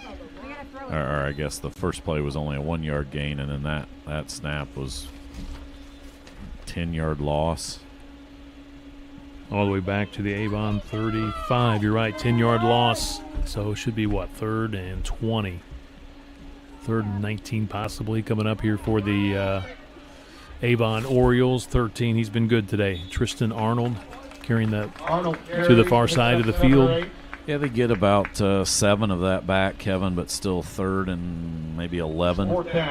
Maybe 12 to go on this one, so you're probably going to have McCormick again try to find somebody open. Really, his 2 main targets so far has been Tristan Arnold and also Brennan Harder from that tight end position. But keep an eye out for number 4 on that Grinders team, Jackson Zuber. He's the one that they've brought in on pressure, and you can see him on the right side there. Now he's dropping in coverage. Looking. Now he's going to try to run for the first down. He is close. I think that little extra at the end gets him the first down. McCormick, he's excited. What a great individual effort there from Cooper McCormick, the quarterback. Looked like he was going to be about 3 yards shy, Kevin, and he gave a little bit of a juke to one of those Noblesville defenders, and then he got hit right at the sticks and was able to power forward another yard to get the first down. What a huge conversion there. 14 yards for the quarterback, Cooper McCormick. 7 minutes to play in the ballgame. Avon trails 20-7. 13 takes the handoff. Tristan Arnold. Some blockers in front, but a good job by this Grinder defense. They fight off the blocks. Gets 1 yard. Yeah, he had blockers in front. Unfortunately for him, there was also several defenders out there as well. They weren't fooled at all. A good job of staying at home from that right side of that defensive line for Noblesville. Dry Band gets his name mentioned over the PA for the tackle. 2nd down and 9. McCormick throwing across the middle. He bobbled it. He hangs on. That's Arnold, I believe, again, close to another first down. Another great catch there by Arnold. Great hands by Tristan Arnold. A good job. You've talked about it, Kevin. That offensive line for Avon, big offensive line, and they're doing a really good job of protecting McCormick. They're saying first down. VAR official says first down. Football at the 36. 9 yards on the completed pass. Avon going fast. That's Nick Gilmer, running back, taking the direct snap, spin move, gets him a few yards. 5:40 and counting in the fourth. Elder with the tackle. Talk about some of those guys on that offensive line. 22, Marshall Allen. 78, Emmett Moore. 96, Parker Thompson. All those guys doing a good job of both pass protection. Second down and 6.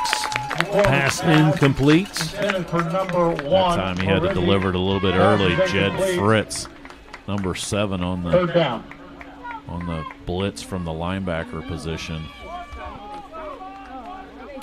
Brings up third.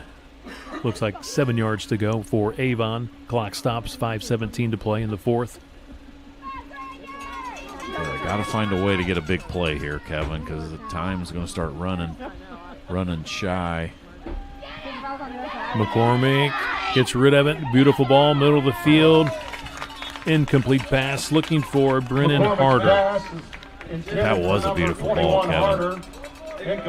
Just over the fingertips of Harder. And now another 4th down. Here for Avon. They've got to convert on this one, or this ball game's probably going to be over. Coach Peterson giving the play to Cooper McCormick, who's been fantastic at that quarterback position today. 4th and 7.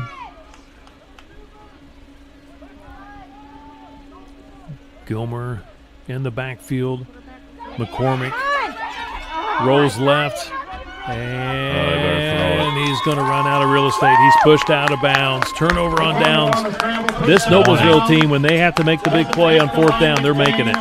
Once again, Duke Dryben from that defensive end position was the one that didn't allow him to get around and then just pushed him out of bounds. So credit to Dryben, and you're right, Kevin. Avon has threatened. They just haven't been able to finish off drives, and that's more an indication of that very, very stout Noblesville Grinders defense. At the Noblesville 35-yard line, 5 minutes to play in today's opening game.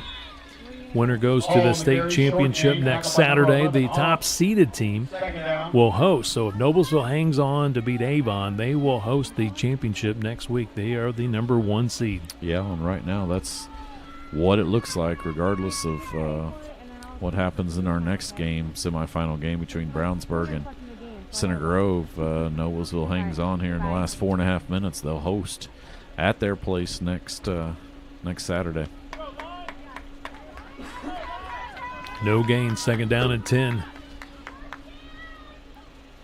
Long signal count, hard count, trying to get Avon to jump. Good try. Coach Ely calls a timeout. Could hear the hard count a couple of times. Yeah, and then I think he just wanted that clock to run. I think the side official here is the one that's keeping track of the play clock on the field there, so he wanted that one to run all the way down before he called a timeout. It's been a fun one, Kevin. It's been a very good competitive game between these two teams. You can see top of the screen there at home. You can see the red squad, the Center Grove Junior Trojans warming up, and you can see also in your camera shot the Brownsburg Bulldogs, the Junior Bulldogs with the white jerseys, purple pants. Have a lot of color coming up in this second game. You could say that. Purple, red. Here in this game one, you got a lot of black and gold. I'll be honest. I was going to say that black and gold I like to see on that field, Kevin. All right, Purdue Pete. These guys are probably both better than the Purdue team I saw yesterday play. On the toss, King Hall, nice spin move. Did he lose the football? He did. Ball's out.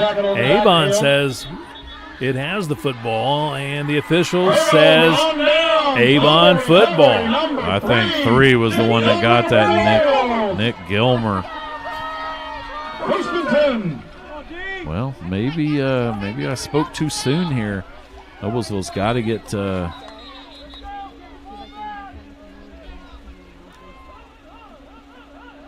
the line of scrimmage here, and now they got to start moving quickly. Obviously, at this level, you're still doing kicking, Kevin. So if they are able to score, you can try the onside kick route to get it back. But first things first, you got to find a way to get in the end zone. Football at the Noblesville 33. This defense has been really stout. And I was going to say, this defense hasn't given up more than one touchdown in any game this year, so that's easier said than done. I don't know what they're discussing.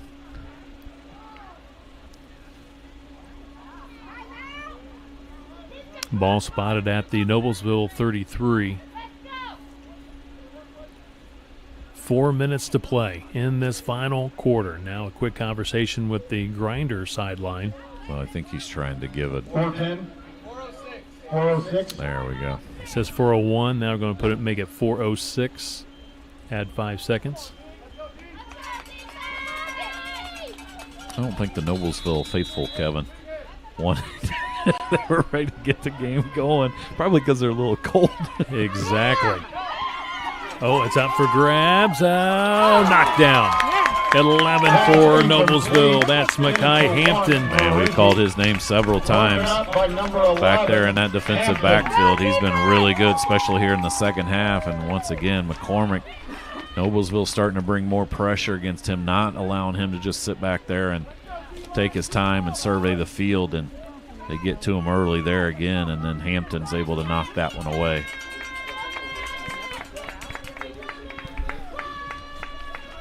We started this game 53 degrees. It felt like 39. We're at now 50 degrees. We've dropped 3 degrees, and it feels like 36 degrees. So, yeah, I think these fans might be ready to head to the car get some hot chocolate and head home from the south side.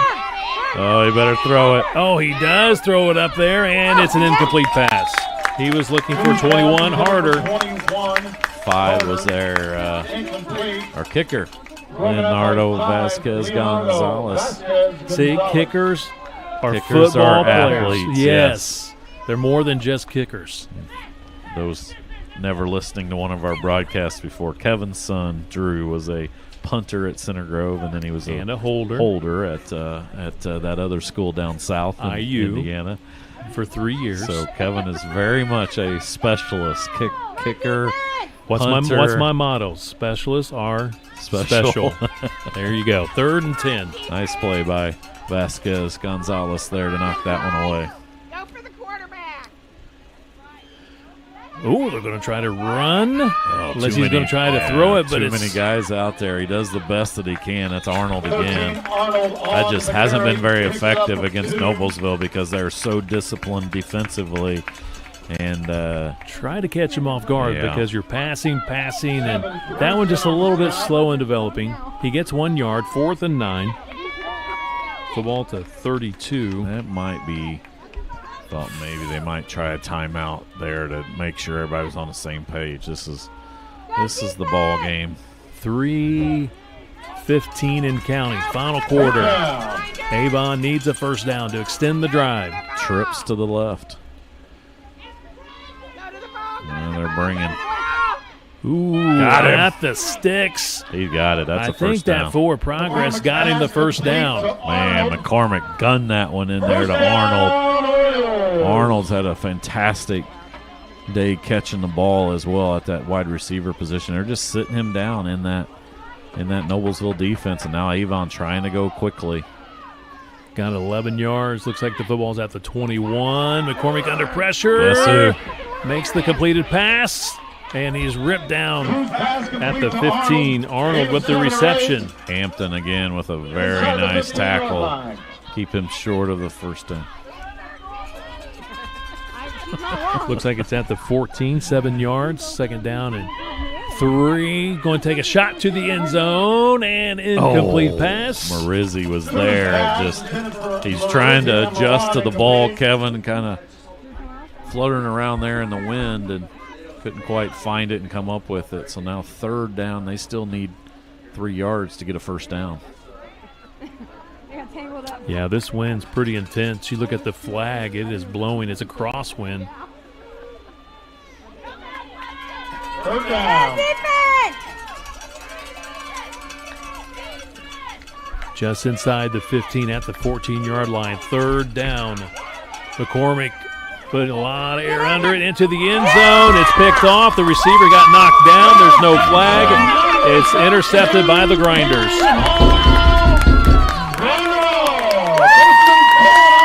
King Hall with the INT in the end zone. It was a nice play by King Hall. You're right, he did get bumped, but it's sort of one of those things. All those kids were just going for the ball there, Kevin. So I don't think the Avon coach is very happy at all. Oh, and now they're getting a flag here, so hopefully this one doesn't get out of hand. But they felt like there was contact in the end zone. There's going to be a flag on that Avon sidelines there. More than a sideline warning, probably an unsportsmanlike.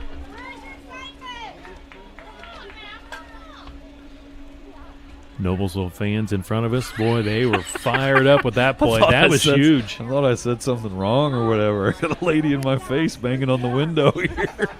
It's been a while since I've been coaching down at the Bantam level, Kevin. I forgot the passion that parents have.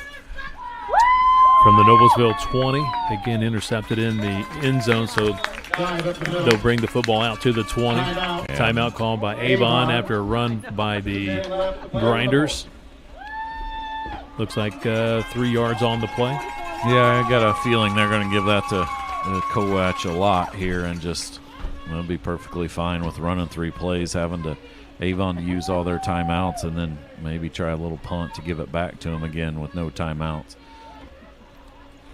Remember in the old days when Center Grove at the high school field, they had the smaller press box. We were right next to the fans. Yes. The Center Grove fans would get excited, and they would turn around and always kind of slap on our press box window. That's what the Noblesville fans are doing here today at Center Grove Middle School North. I kind of miss that. That shows the true excitement. I'll be honest. I don't miss any of that. That Ray Skillman press box, I'll take that. I don't miss that old press box. I enjoy that, but I like being close to the fans. Yes. To see that the pure joy. You got to be careful sometimes when you put that crowd mic out there, Kevin. You don't know what you're going to get. That's true. There's been a lot of defensive coordinators in these fans right in front of us for Noblesville as well. 2nd down and 7. Trying to run up the middle. Good defense again. Avon. King Hall, but losing some yardage. There. Yeah, probably lost a couple yards, so another timeout for Avon. King Hall on the carry. I think they should have 1 timeout left for Avon. Avon. Looks like losing a couple of yards back to the 21. Another timeout by Avon. Stay tuned. We'll have game 2, Center Grove against Brownsburg. What we'll do for all the fans listening online, we'll keep this same stream going. After this game is over, we're going to take a commercial break, and then we're going to take the mics down for just a bit. So keep it right here on this stream for game 2, Center Grove Brownsburg. And Rick, just should be a great one. Yeah, it was a wonderful game. They played early in the season over at Brownsburg, and Brownsburg nearly had the win, and then Center Grove got the ball in the last 30, 40 seconds and was able to find a way to score and got the conversion to win by, I think, just the 1 point. Center Grove beat them 15-14 way back on August the 9th. So over 2 months since those two teams played. But you're right, Kevin. It was a fantastic one the first time they played, and probably will be another one in the second semifinal. For those watching game 1, you think this is exciting. It's going to be just as exciting in game 2. At least on paper, it appears to be that way. And again, the winners today go to the state title game next Saturday. The top seed, which appears to be the Grinders, the Noblesville Grinders, will host the championship. And I'm told that should be played at the Noblesville High School Stadium, field, which is a special night for these youngsters to play at the high school field. That's awesome. Remember doing a few years ago, Kevin, we did the Junior Trojans when they were in the championship, and it was at Ray Skillman Field there at the high school, and it's just a great environment for these kids to play in, and they all have dreams. They go to Friday night football games under the lights at whatever school, Noblesville, Avon, Brownsburg, Center Grove, and dream about playing on Friday nights in front of all their friends and several thousand fans. And I mean, all 4 of these fan bases, Kevin, are fantastic. I mean, the HCC where Noblesville and Avon and Brownsburg play, there's no better football conference in the state of Indiana. And the fans that come to those, Center Grove had Brownsburg, obviously semi-state last year at Center Grove, and the fans on both sides, just fantastic and football communities. Well, does the Grinders go for it here on fourth down or do the quick kick? Well, it's 4th and 6. He's a little bit deeper, Kevin. Yeah, quick kick. Oh, it blocked. Got blocked by the Orioles. Wow. Orioles not done yet. Dead yet, man. They are just sticking around, Kevin. Each time we try to count them out and already talk about where the championship game's going to be next Saturday, they just, don't never die. So here's the thing, though. They got no timeouts, so they got to move quickly. If they aren't able to pick up first downs or get in that end zone, they got to move quickly. Looks like the football's at the 18-yard line, the Noblesville 18, with a minute 55 to play. We've got a pass going to the end zone. It's tipped away. Knocked away. That was Vasquez Gonzalez again, knocking that one away. Big 21, Brennan Harder was there. Unfortunately, he had about 4 Noblesville guys around him. McCormick just kind of threw that up there and was trying to see if Harder could make another play, which he's made a ton of them offensively in this ball game. Second down and 10. It is at the 18. 1:50 to play. McCormick, he's been good today. Throwing another pass and almost intercepted. 5 on the coverage. Vasquez Gonzalez. He's great with his feet with the kickoffs and good with the hands. Almost got an INT. He could have gotten a pick 6 there potentially. That's at least 4 deflections that he's had. Another one, Mackay Hampton, number 11, has had 3 or 4 as well. So both of those guys have done a great job, especially in the second half after this Avon passing attack was really, really good in the first half of denying the receivers. 3rd and 10, 1:45 to play in the fourth quarter. McCormick looking to his right and leads him too much. 21 was the intended receiver, Brennan Harder. 4th and 10, 1:40 on the clock. Yeah, he's just been looking for Harder on this one. Anytime he's needed a first down, though, Kevin, he's looked for number 13, Tristan Arnold. But you got to get the full 10 here on 4th down to keep the chains moving and keep your chances alive.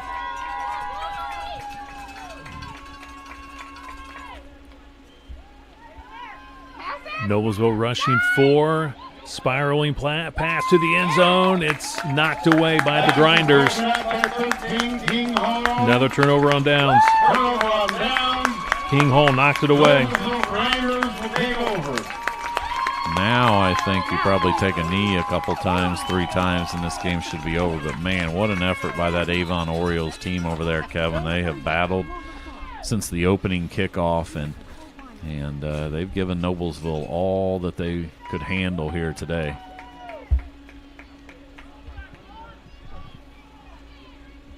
He goes under center. The Grinders quarterback. Victory Ethan formation. Kluzinski. Boy, he's really managed the game well today. Yeah, absolutely he has. And obviously, we talked about it, all 3 guys there have scored touchdowns for them. Kowich, 1-yarder, Bond, a 5-yarder, and then Hull, the big 47-yarder. So good distribution on that Noblesville side, and they're going to come out victorious, but they're going to know that they were in a battle against Avon, Coach Peterson and his team. Great day of football. Avon, again, absent from the league for 2 years, back this year all the way to the Final Four. A lot of talent on the west side in Avon. Another kneel down by the Grinders. Probably one more time. But, yeah, the Avon High School program has gotten much better in the last few years as well, Kevin, so that's definitely a program on the rise. They gave Brownsburg all they could handle and probably will again in a couple weeks in sectional when they match up again. So this is a bright future for Avon, and then obviously for Noblesville, Kevin. They're looking to try to go back-to-back here next week. One more kneel down, and that's going to be the ball game, 20-7. The Noblesville Grinders, the top seed, going to the state championship to play the winner between Brownsburg and Center Grove. What a season for the Avon Orioles. Oh, man, that was a fantastic effort by them. They had a great game plan coming in, Kevin. But what they did even better, that coaching staff did, was they found a way to adjust after the running attack kind of got stopped early in this game. They adjusted and started throwing the ball in between Harder and Tristan Arnold, both of those guys, and Cooper McCormick was fantastic throwing the ball, and a great season for them, and they come up just a little short, but nothing to hang their heads upon, and Coach Peterson's got to be really, really proud of his Oriole team. Great sportsmanship being displayed. Both teams out middle of the field, and the coach is shaking hands. Love seeing that. Great football being displayed here today. Oh, my. King Hall and Vasquez Gonzalez just did backflips. They can not only play football, but also some great gymnastics moves. That kind of shows you how talented and athletic they are. There will be none of that in the press box here, Kevin, between me or you, or they'd be taking us to the hospital. There'd be an ambulance here shortly. So 20-7, your final score here in Game 1 of the IEFA Semifinals at Center Grove Middle School North. So Noblesville, your top seed, to the state championship game next Saturday at Noblesville High School to play the winner between Center Grove and Brownsburg. They're warming up. It looks like they put 20 minutes on the clock, so we're talking about 20 minutes from now before we get to that kickoff. So that will be truly right at 2 o'clock, the Game 2. And just a quick preview, Rick. Again, those two teams, Center Grove and Brownsburg, played early in the season at Brownsburg, and it was one heck of a barn burner. Center Grove was able to score late and get that conversion to win the game. Yeah, they had about 40 seconds, Kevin, to get that game-winning touchdown on the board and then the conversion. So this one should be a good game, 15-14. Center Grove's only lost once. That was to Noblesville. Brownsburg's only lost twice. That was the heartbreaker against Center Grove the first time, and then the Noblesville as well. Brownsburg battling a few injuries, but those guys are back that they missed the last few weeks of the season. So this should be a fantastic matchup between, you know what, and don't look now, Kevin, but this also may be a matchup that happens at the high school level in the Final Four. So we'll see. But, yeah, really looking forward to this one coming up, like you said, in about 20 minutes. So we'll keep this same stream going. So come back in about 20 minutes, and we will have Game 2 for you. Before we step out for our final break, we want to say thank you to our presenting sponsor again today, Blades Audio Video Security. Again, appreciate the sponsorship. This allows us to bring this live stream of Game 1 to so many people. It could be grandma, grandpa, it could be friends, relatives, those that live too far away, maybe couldn't handle the weather today, what have you.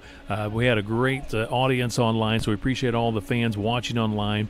Good crowd here today at Center Grove Middle School North for this first game, so appreciate the sponsorship. Yeah, it's fantastic, Kevin, and we couldn't do it without the sponsorships. And hopefully, even though we're Center Grove guys, Kevin, hopefully we did justice for the Noblesville and Avon, and they got a lot of bright future there on both of those sides of those teams, and it was a blast today. Appreciate the coaches, both coaches getting us the information for their teams, rosters, and Coach Ely for Avon and Coach Peterson for Coach Ely for Noblesville and Coach Peterson for Avon were fantastic. And also a big thank you to the team moms for helping out as well. Absolutely. They got us a lot of good information there from both teams, and we really appreciate that. So we'll take a break. Again, Game 2, Center Grove Brownsburg coming up at about 2 o'clock right here at Center Grove Middle School North. Game 2 of the IEFA Semifinals. Noblesville over Avon, 20-7, your final. More football in 20 minutes.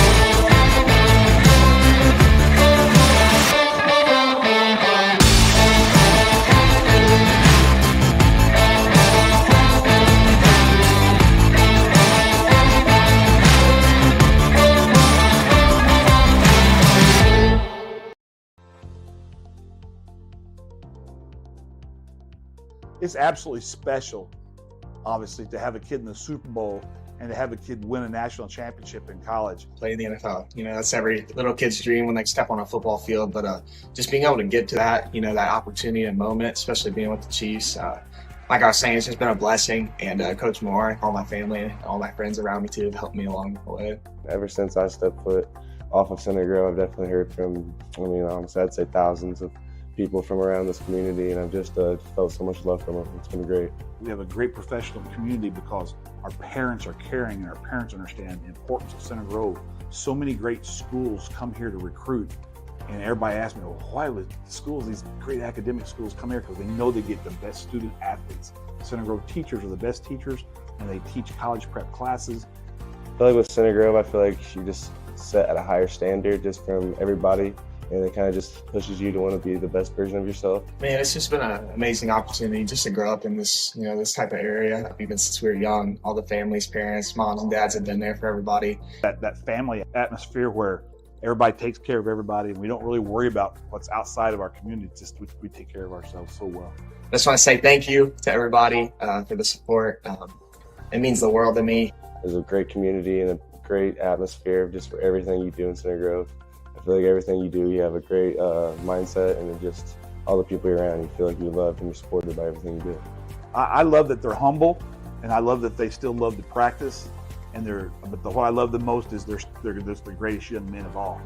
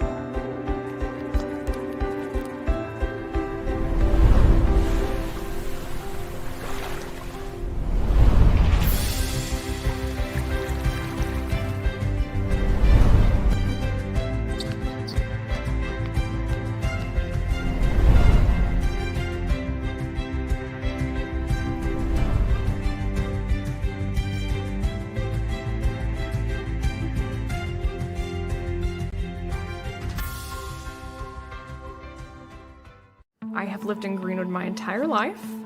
Born and bred, went to Center Grove High School, proud graduate, go Trojans. I enjoy this community. It's my home. It's growing, it has lots to offer, and I'm excited to be a part of it. At Greenwood, we are a full-service bank.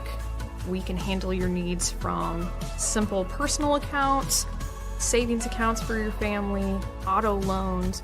If you need to have a mortgage, we can meet that need. Emily Ribley has been in our office for years and knows the area. Scott Hines is Center Grove. He has lived here his entire life and is fabulous. You're not going to find anybody more local than us.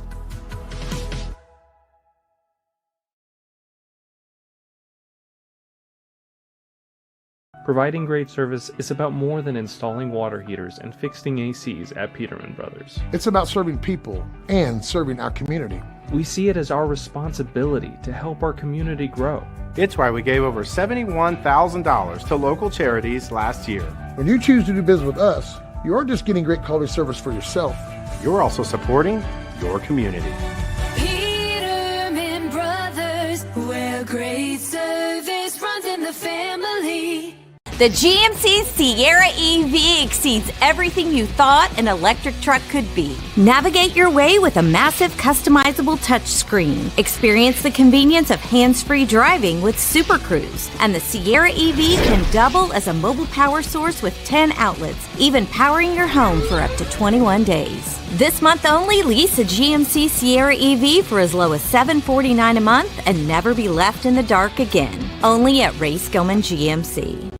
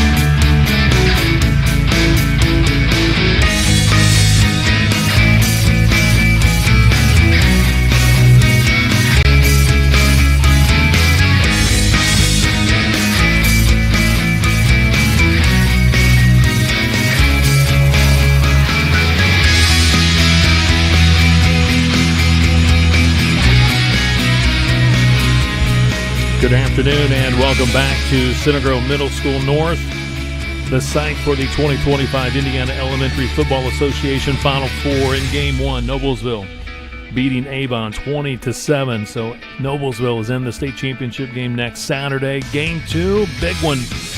The Brownsburg against Center Grove.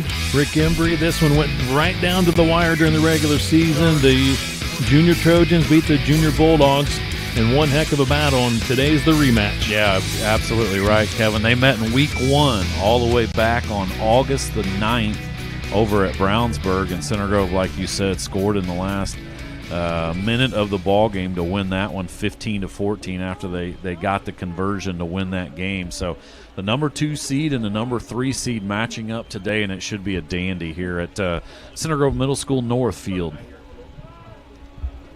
And all I got to say, it's gotten colder and a lot rainier since our first game today. It's now 50 degrees, feels like 36 degrees. Umbrellas are up because it's starting to come down pretty good with the rain now. Yeah, it's I mean, the first game that we had, which you'll talk about in a little bit here, Noblesville got the win, but it was cold, obviously, but the temperatures dropped 2 or 3 degrees more, and the rain has picked up, Kevin, which they didn't have to deal with in the first game. So that's going to be a big part to this game, Kevin, is who can handle the elements better and who can make sure they do not turn the ball over.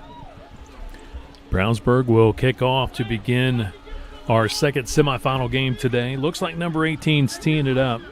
Dax Crichtonbrink. Might be Crittenbrink, but it's going to be Dax. Says he's a defensive end and tight end and also a kicker. Crittenbrink. Love the uniforms today. Brownsburg, purple pants, white jerseys. See how long they'll stay white. Field's starting to get a little wet, but it's in really good shape. Good kickoff. Trojans in the all red tonight. It's going to be scooped up close to the 40. Good field position here for the Center Grove Junior Trojans. Yeah, number 1. That's you're going to hear his name often. Leighton Ray was the one that came up and picked that one up, and that's wisely he came up and got it, because you never know what the ball is going to do on a day like today with it slick and everything else. But Center Grove takes over, good field position on their own 40 to start out their first drive of the game. Number 8, Ari Moore, will split out here left for the Junior Trojans. Under center, Trojans running that wing tee offense. Number 9, your quarterback is Carter Skelton. Middle of the field, he's breaking away. Number 1, Leighton Ray, will go the distance. And I just told you better keep an eye on him. Leighton Ray is the real deal for Center Grove. He is the leading rusher, plays both ways, and right there, great job of blocking up front. He goes to the right side. He makes one guy miss, and then he just takes it to the house from 60 yards. First play of the game, Junior Trojans strike first. What a way to begin a game. Hits the home run right off the bat. Center Grove going for 1. Number 9, Carter Skelton, quarterback for the Junior Trojans. Handoff going to number 2, Christian Clancy, scores to make it a 7-0 ball game. Clancy gets in from the 3-yard line. Yeah, that was the 1-point conversion there. So, Coach Andy Moore couldn't ask for a better start there, Kevin. Right off the bat, Center Grove hits the home run to get up quickly here, 7-0. Let's see how the Brownsburg Bulldogs respond after a quick score by the Center Grove Junior Trojans. Yeah, and it was a great job of blocking up front. We'll recognize those offensive linemen, those big guys up front. Big hole for Leighton Ray, and like I said, he got by the linebackers, and no one was going to catch him. That kid has blinding speed for a 6th grader. Some player profiles submitted today by the Center Grove Junior Trojans. Some questions for these players on the CG team today, and our first one is Leighton Ray. Why not? Number 1 scored that touchdown. He goes to Center Grove Central. We'll get to the rest of his player profile, but first the kickoff by 68, I believe. Yes, 68, Jet Chavez.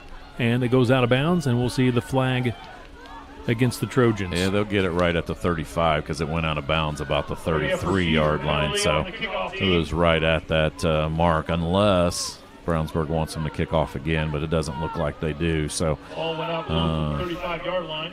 Trying to get it out there where one of his guys could go pick it up. And a little bit different day, Kevin, than yesterday. Leighton Ray goes to, again, Center Grove Middle School Central. He says he likes to score touchdowns. He's already got one today. Patrick Mahomes, his favorite NFL player. Bailey Bennett, his favorite CG football player of all time. He says, that's my cousin. Big highlight for Leighton, winning Super Bowls. And he says he's ready to win today. On the 40-yard line. So they'll just tack on that 5 yards, Kevin, on the procedure. So they'll take over at the football at the Brownsburg 40. The referee hadn't yet signaled the ball in. Brownsburg's ready. They go ahead and snap it, and then the head ref's like, hey, guys, let me signal it. They're in the shotgun formation, quarterback cannon, high ball. Sorry, I think it's Isaiah Duncan, number 0. Number 0, number 2 with the run, cannon, high ball. Good job. Good defense right there by the Trojans there. Stopped them after a short gain. This Brownsburg team, Kevin, like I said, only lost twice on the year. That tough one to Center Grove and then lost to Noblesville, as everybody did this year. Had a couple injured guys out last week, but has got them back today. So 2nd down and 8 for the junior Bulldogs. Number 2 again with the handoff. Cannon high ball. Going to get a hold right off the bat there. No gain on the play. Wait to see what the signal is. It is against Brownsburg. Man, you can see the wind picking up, Kevin. That flag very stiff there in the southeast corner of the facility, and a big holding penalty there. That's going to back them up 10 yards. Repeat 2nd down. Again, these games were supposed to be played yesterday at 5 and 7 in the evening, but because of lightning, postponed to today. I wrote down yesterday it was 78 degrees for the first game at 5 to be played, and today's first game we were at, 53 degrees. So that's crazy. Drop of about 25 degrees. Oh, man, right away. Swallowed up by big number 97, Owen Miller. Well done by Owen Miller. Well, now 3rd and, 23 for Brownsburg. They got to get it all the way to 50-yard line, and they're on the 27 right now. So not the way that Brownsburg wanted to start this game, and the junior Trojans fired up at the start here. Wonderful start for Coach Andy Moore and the Center Grove Junior Trojans. Throwing across the middle, might have been tipped, and it looks like CG got the interception. Leighton Ray gets those arms underneath of it, Kevin. You're right, it tipped off of the fingertips of his intended receiver, and Ray right there to pick up the tip. And, man, Center Grove in business again inside the 45-yard line of Ben Davis territory. Wow. Leighton Ray, have yourself a first minute and a half of this ball game. 60-yard touchdown run, now at INT. Center Grove on offense for the 2nd time in this semifinal game against Brownsburg. Ray is going to be chopped down here on the end. He's going to be losing a loss of a yard and a half. Yeah, Trey Edgington right there, number 3, did a nice job of going low. Not a very big kid over here at cornerback, but did a good job of going low on Ray, and then it was cleaned up by Barrett McFarland, number 57.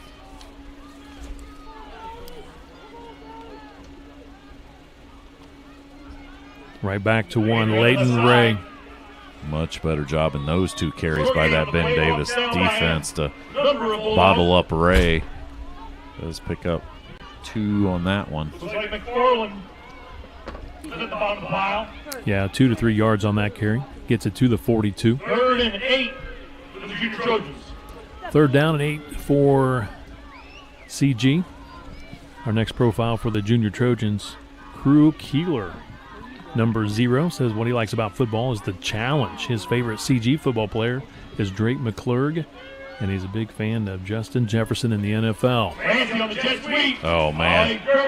Great play by 56 there. Aaron Mosley for Ben Davis. He's Brownsburg, sorry. Taking down Christian Clancy on the edge. Yeah, that was a big loss of 5. But Mosley, one of those leaders for Coach Malloy's Brownsburg team, makes a big play there. And now that Ben Davis defense one play away from getting a good stop after Brownsburg. I see the purple and I think Ben Davis. I get you. Center Grove plays, well, returning back to the MIC, but you're right, Center Grove High School plays Ben Davis a lot. Man, he's going to be close for a first down. I think they're going to have it. What a great pitch and catch there. That was number 2, Christian Clancy, who caught that. Still no signal, waiting for the officials to make the ruling here. Did he get enough for the first down? They're eyeing it, and they're going to say first down, Center Grove. That was a great pass by Skelton, Carter Skelton, and it's a huge conversion on 4th and 10 for Center Grove. At the 34, picks up 12. 5:20 to play in this opening quarter. Counter crisscross. Double handoff. Clancy. Another first down for the Junior Trojans. Yeah, you're going to see the traditional wing tee offense for Center Grove. Kevin on offense, and right there, just a wonderful counter crisscross play there from Center Grove, and Clancy picks up enough for another first down. Center Grove marching again.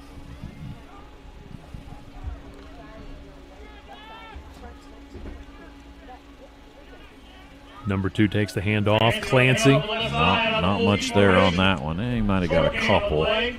Spotting the ball at the 20. I would say a couple of yards. Second down and 8 Good job for by that CG.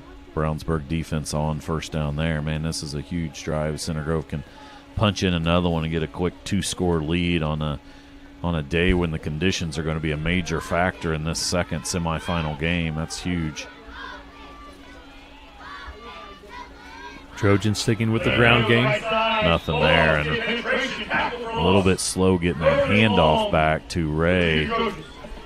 Obviously, you got to make sure that ball stays dry and getting that snap from your center. And right there, they lost 2 yards on second down. Makes it 3rd and 10. Big thank you to our presenting sponsor for Game 2 today, Sycamore Construction. Appreciate their sponsorship, making this Game 2 possible for so many watching online. Appreciate everybody watching online. Again, the winner of this one will get Noblesville in the state championship game next Saturday. Oh, he's open. And, oh, wow, just off the fingertips. Let him a little bit too much. Was that Brody Gandalf, number 50? Gandalf, number 50, was open, but yeah, just over his fingertips from Carter Skelton. And now another big 4th down, 4th and 10 for Center Grove against Brownsburg. Man, I'd run the same thing, see if you can take a little bit off of that one and see if you can connect. Obviously,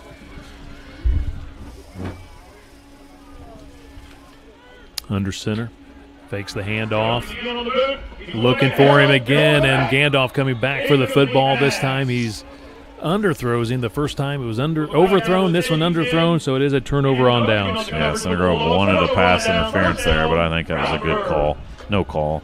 Number 3 on the coverage, Trey Hedgington for Brownsburg, and that's a big stop for them after giving up the ball inside their own territory. They're able to, the defense is able to stop Center Grove from tacking on another touchdown. Our next player profile for the Junior Trojans, Christian Clancy, number 2, goes to Middle School North, so this is his home field right here. He says he likes to make big hits and scoring touchdowns. His favorite Center Grove player is Vinny Hayes. Big highlight, I had the game-winning touchdown against Brownsburg. There you go. That was Christian Clancy. Big hole there for Brownsburg. Their best play so far, picks up about 5. That's once again Kanan Highball. They're going to give it to him early and often in that backfield. Looks like he got it to the 27, 5 yards. Second down and 5, yeah. Clancy had that game-winning TD in the regular season matchup against Brownsburg. Played at Brownsburg. Shotgun formation, 0. That is Isaiah Duncan. High ball again. Far side of the field. Great yardage. First down, Bulldogs. Well, and you're now seeing a little bit Brownsburg kind of getting their feet under him, Kevin, after that kind of shocking start there and that big 60-yard run from Leighton Ray. They get the stop on defense inside the red zone, and now 2 plays later, they're near midfield. 16 yards. Well done by Cannon Highball. 3:20 to play. We're in the opening quarter. 7-0. Center Grove scoring on the first play from scrimmage. 60-yard touchdown run by Leighton Ray, and now taken down in the backfield. 58. Townsend Harold with the tackle. Man, that's a great play there by Townsend Harold. Man, that's a big loss. And honestly, you're running the ball pretty well if you're Brownsburg from high ball the last 2 times, and then you try to run a little jet sweep and losing 7 yards. Harold was there for the big loss. 2nd and 17 for the Bulldogs. Low snap, he handles it. Duncan under pressure, gets rid of it as he gets hit, throws it out of bounds. There's a flag on the play. I think there was a player in the vicinity. But Let's he see. didn't get it back to the line. Oh, no. There's a player in the vicinity, so he's going to wave it off. Yeah. That was a good call. A good no call, I should say. I think so, too. There was a receiver in the vicinity. I think the receiver was behind the referee. That's why he didn't see him initially, and then he turned and saw the kid there. So, but good pressure up front by that front 4 from Center Grove again. Made Duncan throw earlier than what he wanted to. Duncan puts his man in motion. Looking left for his running back, and he is pummeled. Clancy. 2 tackles, 2. That's Clancy with a nice stick on Highball. Clancy comes up, and he's fired up, Kevin, and that's another big loss. So now we'll see if Brownsburg has the punter. Just don't see it very often at this 5th and 6th grade, but it does look like they're going to send the kid back. Number 16, Bennett Schmidt. Yeah, this is 4th and about 23, so it appears they're going to set up for the punt. Nobody back for Center Grove, so they're just going to deal with it. One hops it. Well done by Schmidt to handle the football. Heck of a punt. Absolutely. All the way to the Center Grove 48. Yeah, that's 25 yards or so, Kevin, and that gets them out of a little bit of hole. But once again, great field position for Center Grove. And Schmidt had to handle that, Kevin, on the the low snap that bounced back to him. I'm talking about a wet football, cold hands potentially. Nice job by Schmidt. Trojans with the football. They lead it 7-0. We're just under 2 minutes to play first quarter here at Center Grove Middle School North, and 56 absolutely swallow them up. Yeah, you better find a way to block Mosley, because right now he's dominating this game on that defensive line for Brownsburg. Football at the 46, lost a couple of yards. Or you figure out a way to run away from him. It looks like he's lined up at that nose tackle position, Kevin. Yeah, he's right there in the middle. Got to find a way to get a double on him. One takes the handoff. This is Leighton Ray. And he's going to be close to the Brownsburg 45. He's going to be taken down at the 46. Yeah, and that was 8 yards. That was successful because they got Mosley going to the right side, and Leighton Ray went to the left side. Now Center Grove going quick. Oh, they got too many guys on the field. That's going to be a free. Yeah, that's a good call by Coach Moore and his coordinators there. They're able to get so that'll be 5 yards, and should be enough for a first down, Kevin, with that penalty. It's going to be right at that first down marker. You're right. 12 guys on the field. They were trying to get a substitute in. Center Grove going quick. Our next player profile for the Junior Trojans, Hayden Winkler, number 3. He goes to Middle School Central. It says his favorite teacher is Mr. Rodman, and says what he likes about football is scoring touchdowns. His favorite Trojan is his older brother, Hudson Winkler, on the varsity team, trying to get him healed and ready for the state tournament His favorite NFL player is Marshawn Lynch. Big highlight. He says stiff-arming a kid for a touchdown. And he says here, go Hoosiers. I just got a text from my son. IU moving up to number 2 in the national rankings. Can we ignore those, Kevin? For those tuning in, Rick being the biggest Purdue fan you'll ever find. But, boy, how about IU? Undefeated. Number 2, best ranking in school history. All right, next play here for moving on for the junior Trojans. Talk about the other red team. The junior Trojans with the football at the Brownsburg 35. It is enough for a first down, so.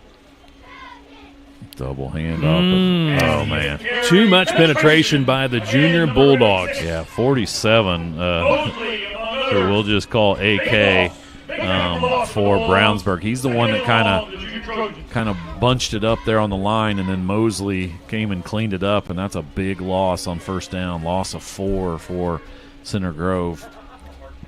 Puts them behind the chains on second down. Seems like anything that's somewhat slow and developing, it's just been really hard to keep that Brownsburg D-line one guy out of the backfield. Yeah, they're just blowing up. He's blowing up plays. Across the middle, and Gandalf not able to hang on. Pass was there. Just a little bit high, Kevin. A little bit too much juice on it. And 58 Townsend Harold couldn't come up with it, but when he's had some time, Carter Skelton has delivered those passes. That'd have been a big pickup whenever you're talking second and long. Now third and long for Center Grove. 15 seconds left to play in this opening quarter. Center Grove 7, Brownsburg 0. Across the middle, Skelton has it picked off. Didn't come out of the hand very well. Through a wobbler, zeroed the quarterback and DB Isaiah Duncan with the interception. With 5 seconds to play in the first quarter. Well, and the one thing you're probably, if you're Center Grove, really feels like you've dominated this first game. You've had some great field position and haven't been able to get that second touchdown on the board. You hope that doesn't come back and bite you. But, yeah, he had a man out there, but I think that wind and the ball might have slipped out of his hand a little bit. And Duncan back there playing center field made a nice interception, and Brownsburg gets the ball back again. 5 seconds left here in the first quarter. Football at the Brownsburg 30. Duncan, quarterback, fakes the handoff, keeps it. Good play on first down for the Bulldogs. That's your final play of the opening quarter. Center Grove leads at 7-0. Leighton Ray, first play from the line of scrimmage, goes 60 yards for the touchdown to put Center Grove in front, 7-zip. We'll take a break. This is the IEFA semifinal, game number 2 from Center Grove Middle School North. For scary good savings this month from Peterman Brothers. When you install a qualifying heating and cooling system with Peterman, the furnace is free. Take advantage of this fantastic deal before it disappears. Just visit PetermanHVAC.com. Take the rest of the year off from payments at Ray Scoman Buick GMC. The Halloween treats will be sweeter, the Thanksgiving turkey will be tastier, and you'll have extra cash this Christmas with no payments for 120 days. Plus, get 0% financing and save up to $10,000 on a new GMC Sierra and 0.9% financing on the entire Buick lineup. Make no payments until next year at Ray Scoman Buick GMC.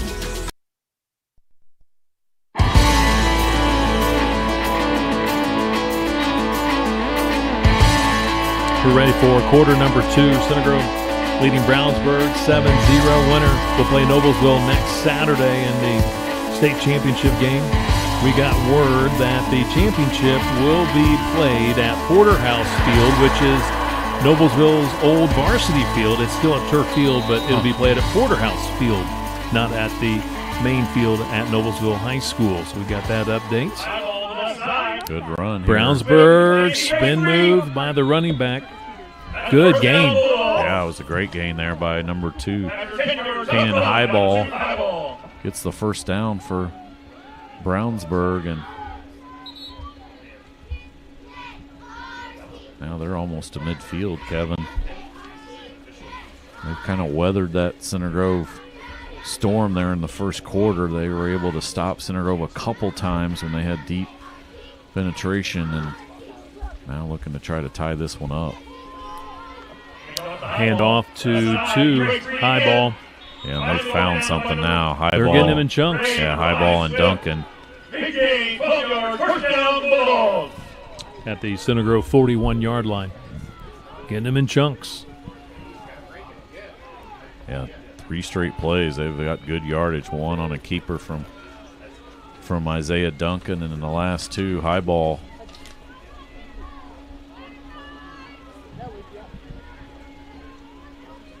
On 1st and 10, fakes the handoff. The quarterback is going to be taken down. Center Grove, once again, great penetration. Big loss, second and long, Yeah, Bulldogs. it's 58 again. Kevin Townsend Harold on the tackle for loss in that backfield. Also have big number 89, Nate Farrell on that defensive line. 97, Owen Miller. And then 63, Lincoln Waldrath over there, right defensive end. 2nd and 14, the call.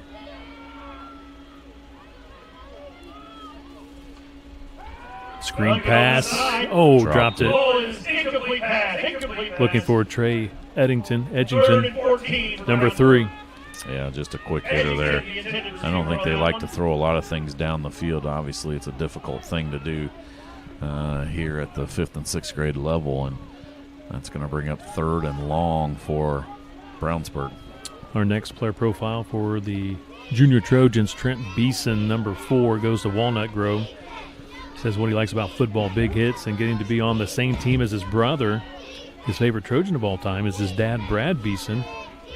Said some other info. I have 2 older brothers. Landon's on the team with me, and Chase is on the freshman team. And Chase got to play yesterday in the final freshman game of the season for Center Grove. Got a first down, got a couple of nice runs. Yes, he did. He ran the ball well. So now 4th down. They're going to try to punt this again. Last time a really good job by the punter for Brownsburg. That was Bennett Schmidt, number 16, but I don't see him out there yet. And no, here comes Duncan out there. So 4th and 12 for Brownsburg. Football at the Trojan 43. Unless they do some kind of a quick kick, which we saw Noblesville try to do a couple of times in the first game today. The first one was effective. The second one got blocked. Center Grove almost jumped in the neutral zone. Yeah, they're just trying to draw them offside. I don't think they're even going to now they'll call timeout. Yeah, good discipline by the Center Grove defense, not jumping. That's kind of why you stay a little bit deeper, Kevin, there. So I'll give you some time here to do more player profiles here, Kevin. You got a lot to get through. Joe Swift, he's number 5 for the Junior Trojans. He goes to Center Grove Middle School Central. What he likes about football, big plays and the nonstop action. His favorite Trojan of all time is Luke Swift, great running back in the day. Big highlight for Joe. Last year I got a pick 6 in a night game, and he says he's been playing linebacker his whole life. What? Do I have your hat? Want it? No. Ari Moore for the Junior Trojans, number 8. Goes to Center Grove Elementary School. What he likes about football, getting to throw passes, catch passes, and tackle. Favorite Trojan, Russ Yeast, Carson Steele, and his father, Andy Moore. Can't go wrong with those 3 guys. No, sir. Now they are going to punt. Kevin Schmidt back to punt. One hops him again. He bobbles it, and he's going to be. It's still loose. Pick it up. And it's recovered. I think Brownsburg recovers, but it'll be Center Grove football near midfield. Yeah, once again, just kind of a wet football. Not a very good snap back to Schmidt. He tried to pick it up, and then too many Center Grove guys. So Center Grove, for the 4th time, Kevin has the ball inside of Brownsburg territory, taking over, starting a drive. Finishing up with Ari Moore's player profile. Big highlight last game. I caught a one-handed pass and scored a 42-yard touchdown. Also, we won 2 Bantam Super Bowls, both with Leighton Ray. I won my rookie year and my minor year. Leighton Ray, he's special. He's got a 1 touchdown already today. That's Winkler with the carry. Some powerful yards up the middle. Number 3 for the Junior Trojans. Yeah, he gets about 2 on that one, but man, just really feels like if Center Grove can tack on another touchdown. Their defense has been really good so far. But you're always leery just having that one-score lead, Kevin. And obviously the first time these two teams played, it went down to the wire.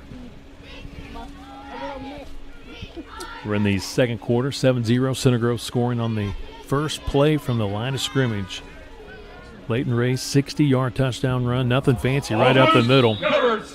Skelton, the quarterback, pulled out, lost the ball on the turf, recovers, brings up third, and they'll put the ball, lost 1 yard, so 3rd and 9. Seen that a few times, Kevin, in this game, like we said, with the rain occurring that we didn't have in the first game. More kind of bobbled snaps between these two teams so far in the first quarter and a half. Player profile for Carter Skelton, the quarterback for the Junior Trojans. He goes to Center Grove Middle School North. This is his home school right here, his home field. Leighton Ray close to a first down. That's going to be awfully close. Yeah. Like they're marking him just short of the line game. Yeah, it looked like he was going to have a lot more than that, but kind of ran into one of his linemen there, and that slowed him up as much as any Brownsburg defender. But 4th and short for Center Grove. 7 yards to the 38-yard line. Yeah, 4th and a couple to finish up with Carter Skelton. He likes throwing touchdowns. His favorite Trojan, Oscar Sloan, the current CG quarterback, took his second trip to Notre Dame last night. And he is taken down behind the line of scrimmage. He's just so good. 28. Tristan Arnold with the tackle. Turnover on downs. Once again, that Brownsburg defense is stepping up and keeping them in this ball game, Kevin, after Center Grove. It really feels like has dominated this first half, but haven't been able to get another score on the board after that first play from scrimmage. Leighton Ray, a 60-yard touchdown run. Big highlight for Carter Skelton says, with the Junior Trojans, a big comeback against Brownsburg in that season opener at Brownsburg, down 6 with 24 seconds left to win it. Rick, this one so far, a lot of defense by both teams. Bulldogs with the football, heck of a run. Number 2, that's high ball. Yeah, it really feels like this is just going to be whoever has the big plays, Kevin, and Center Grove's got one on their side. Brownsburg trying to figure out how to break them, and if anybody's going to break it, it's probably going to be high ball. You can see very special athlete there at the running back position. He collects 11 yards, gets the first down at the Center Grove 49-yard line. We have 4:15 and counting.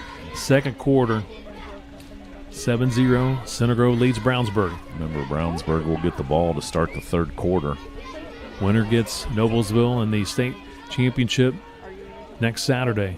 The Grinders beat Avon in game 1 today.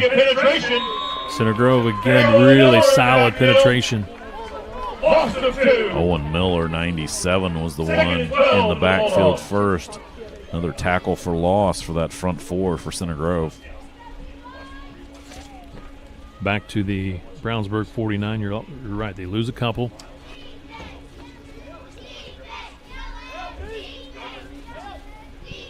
Carter Case, number 11 for JRT, goes to Pleasant Grove. His favorite Trojan of all time, Carson Steele. He also says a big highlight, I got a pick 6. Trying to get outside is high ball, and the Trojans take him down. Owen Miller again, Kevin, on that defensive line. Tracked down high ball from the backside and was able to tackle him for a loss.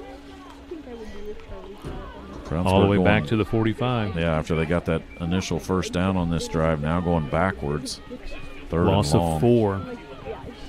Yeah, third and, I would call it, what, 16? 16, yeah. 16 here for the Bulldogs. They got to get all the way down to the Center Grove 39-yard line to get the first down.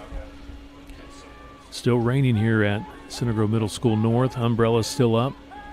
Ooh, low snap. Well done by the quarterback to handle it. He's under pressure, runs into his teammate, and he's going to be sacked. Here. If I'm Coach Moore now, he's trying. He's trying to call a timeout. Isaiah Duncan sacked. Was that Miller with the sack?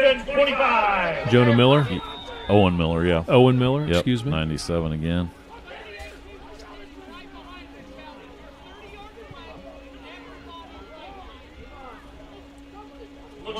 Yeah, Center Grove called a timeout.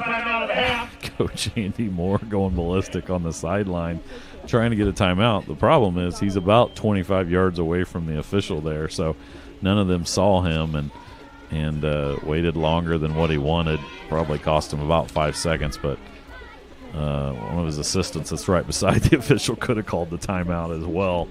But 4th down now, Kevin, and you've seen the problems that Ben Davis has had snapping the ball on punts.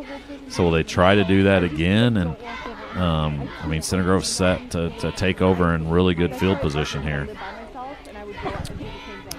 Jace Armour for Center Grove goes to Middle School North. Tristan Baxter, former Trojan, his favorite CG player. Big highlight, winning 3 Bantam Super Bowls and making it to 4 Super Bowls. 4th and long for the Bulldogs. 4th and long, Brownsburg. They bring out punt team again. Schmidt had a good punt last time. He's going to punt it again. I'd almost put Ray back and see if he can get a short one. Gets away a beautiful punt. I mean, look at that roll. Heck of a roll all the way inside the 30 to the 26-yard line. That's a great punt to get them out of trouble. Honestly, you could say he's been, at least offensively, their best player so far, Kevin, because he's gotten them out of a couple difficult situations. Landon Beeson, number 21 for the Junior Trojans. He goes to Middle School Central. He says his favorite Trojan of all time is Dad, Brad Beeson. He says, I'm the middle of 3 boys, and we all play football. All right, the Trojans from their own 26, 2:10 to play, second quarter, in front, 7-0, and no room at all for Leighton Ray. Farland in the backfield, big tackle for loss. 2nd and 13 for the Junior Trojans. Barrett McFarland, number 57 there, as well as 28 again, Trenton Cavett. Loss of what, 4 yards? Yeah, now you want to take your time. If you're Center Grove, kind of not get yourself in trouble here. And if you're Brownsburg now, you got to start looking at them using timeouts. 1:30 and counting, second quarter. There's like a big drop that keeps coming down. Fumble. Fumble. Looks like it was recovered by Center Grove recovers. Brownsburg calls 3rd timeout. and 15 for the Junior Trojans. Don't know why they stopped the clock. Leighton Ray gets on the football. Well, you got one sideline official calling timeout. They did call timeout. Brownsburg. Called their 2nd timeout of the first half. Jonah Miller, number 22 for the Trojans, goes to Sugar Grove Elementary. He says about football, I love running the ball and getting interceptions. James Schott, his favorite Trojan of all time. He says he's my neighbor. And says a big highlight, my first touchdown in 3rd grade was a touchdown from the jet sweep, and I cut it back and scored. I like it when they reference the they remember the play. Jet sweep's one of my favorite plays too, Kevin. 32 for the JRT squad. Brooks Braybender. Middle School Central for him. He likes scoring touchdowns and making tackles. His favorite Trojan of all time, Javon Swan, played at Stanford and ended his career at IU. Big highlight, making the A-Team Pro Bowl. Well, now 3rd and long for Center Grove. 3rd and 15 on their own 20. Actually closer to 16. They got to get out to the 36-yard line. Man in motion. He takes the handoff coming this way. And he's going to have a pickup right to the 25. But there's a flag in the backfield. He collects 5 yards on the carry, but I believe this is going to be against the Trojans. Looks like it's going to be a preliminary indication as a penalty on Center Grove. Trying to see what the Brownsburg coaching staff wants to do. Do they want to take the penalty or not? I think he's declining it. A little bit interesting there. I thought they'd back him up 10 more yards. Now 4th down, and Center Grove going to punt. It's 4th and 12. Decline. They should wind this clock as soon as he. Yeah, it should be winding.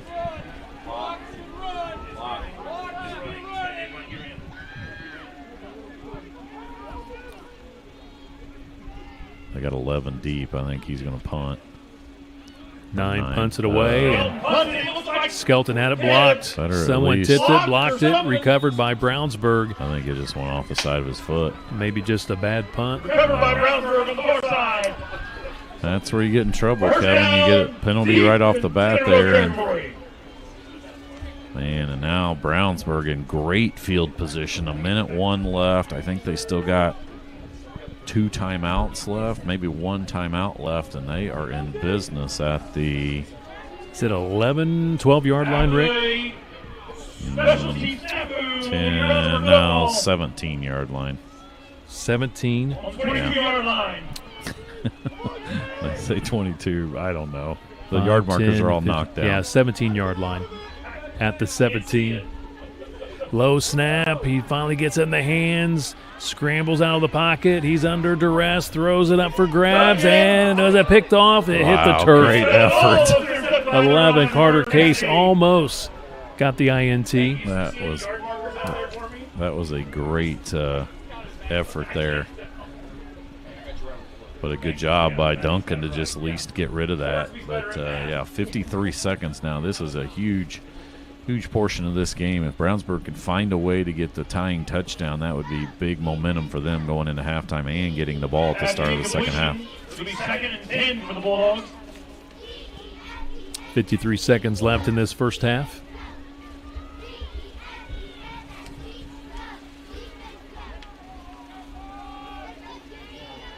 Duncan in shotgun formation.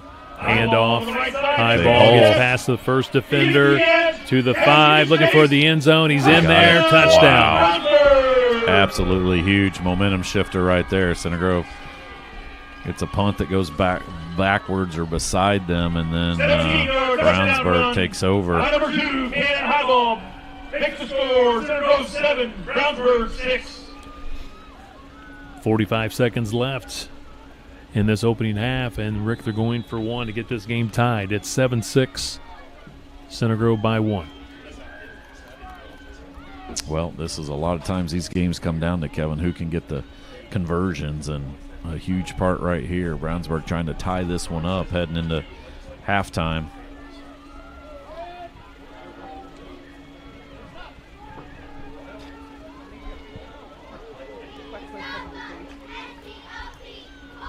Duncan keeping it. That's 16. 16. That's Bennett Schmidt. Schmidt comes in, Wildcat, if you will, and runs it straight up the middle. 7-7. 45 seconds go in the second quarter. Well, credit Brownsburg, Kevin. A rough start. Center Grove has been in control. And guess who flipped the field there on Center Grove? It was the punter, Bennett Schmidt. Even at this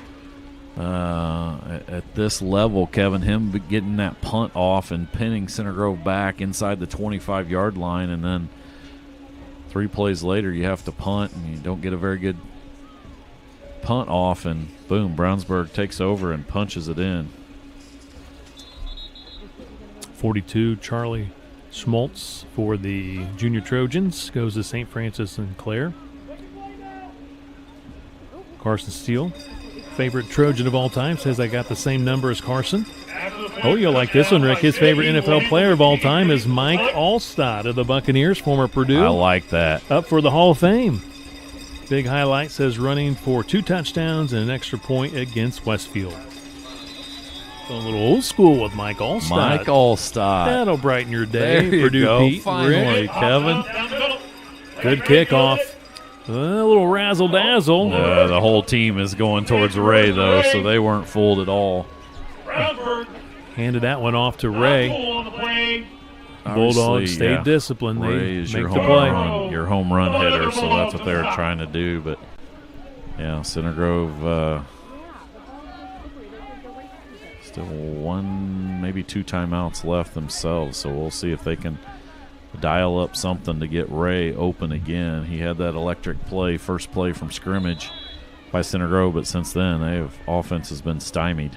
39 seconds to play. First half, we're tied 7-7 at the Center Grove 33. Oh, play action. Skelton scrambles out of the pocket. He's going to tuck and run and gets out of bounds stops the clock with 31 seconds.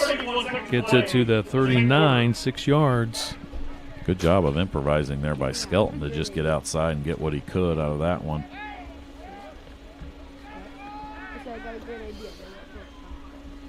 Again, 31 seconds to play. Opening half. Just shy of the 40.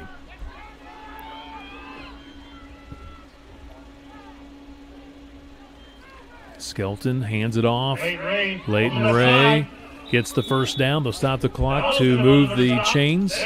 Gets it to the 45, 6 yards. Clock continues to roll, 24 seconds and counting. Ray going to the right side this time. He's got some blockers. Gets outside to the perimeter, 50, and then runs out of bounds. Stops the clock with 15 seconds. Smart move there by Ray to get out of bounds. Though you still got a timeout left, so now you don't really have to do that. Probably only have a couple plays left here in the first half. If you've got a trick play where you can get Ray out in space, because he will run away from people, but you got to get him past that really, really good front four for Brownsburg. Collects 8 yards on that carry, brings up second down and 2. Whistles. I thought I heard a whistle. Yes, we have a whistle. Do we have a flag? False start. I don't see the flag, but yeah, there's the flag. I see it now. This was a flag against the Trojans. Yeah, illegal motion. That'll back them up 5 yards. Back to the Center Grove 48. On the Junior Trojans. 5-yard walk-off, second down. Should be at the 48, not the 40. Yeah, I don't know what they got this official here there on the near side. Wait a minute. They put it, that's a 6-yard walk-off, it looked like to me. They're going to play. Leighton Ray, spin move, well done by the Brownsburg defense. Mosley. 56. That'll be it. First half. What a opening first half. A lot of defense. Cool temperatures, rainy conditions. We're tied 7-7. Brownsburg, Center Grove winner against Noblesville in the state championship game next Saturday. This is the Indiana Elementary Football Association Final Four from Center Grove Middle School North.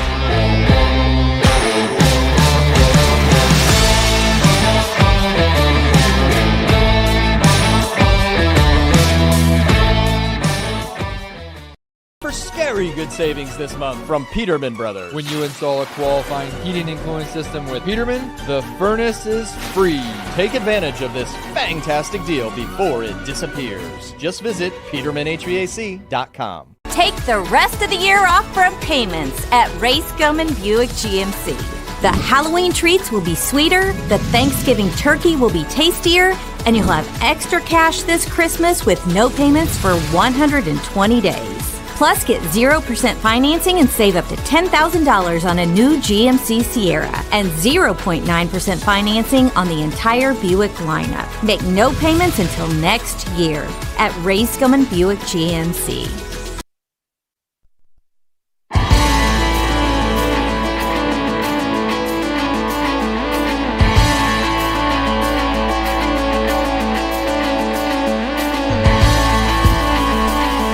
We're at intermission.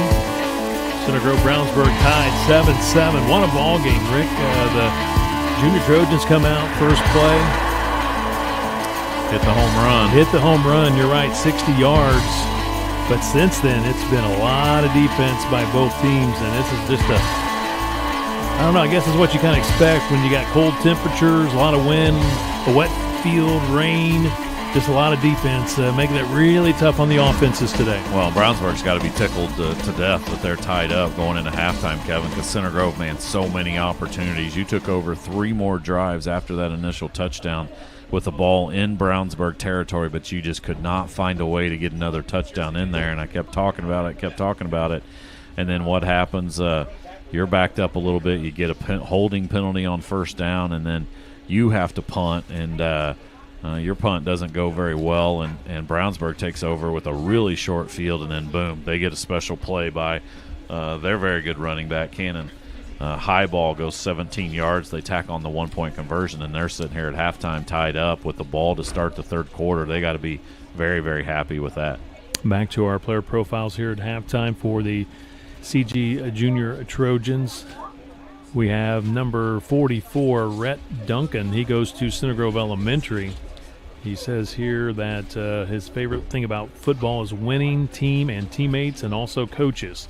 Favorite Center Grove player is Carson Steele.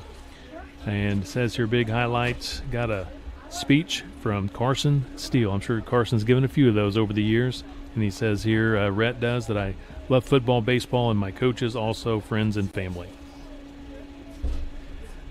We have for the Junior Trojans number 50, Brody Gandolf, goes to St. Francis and Clare. Says he likes football, being with his teammates and his coaches.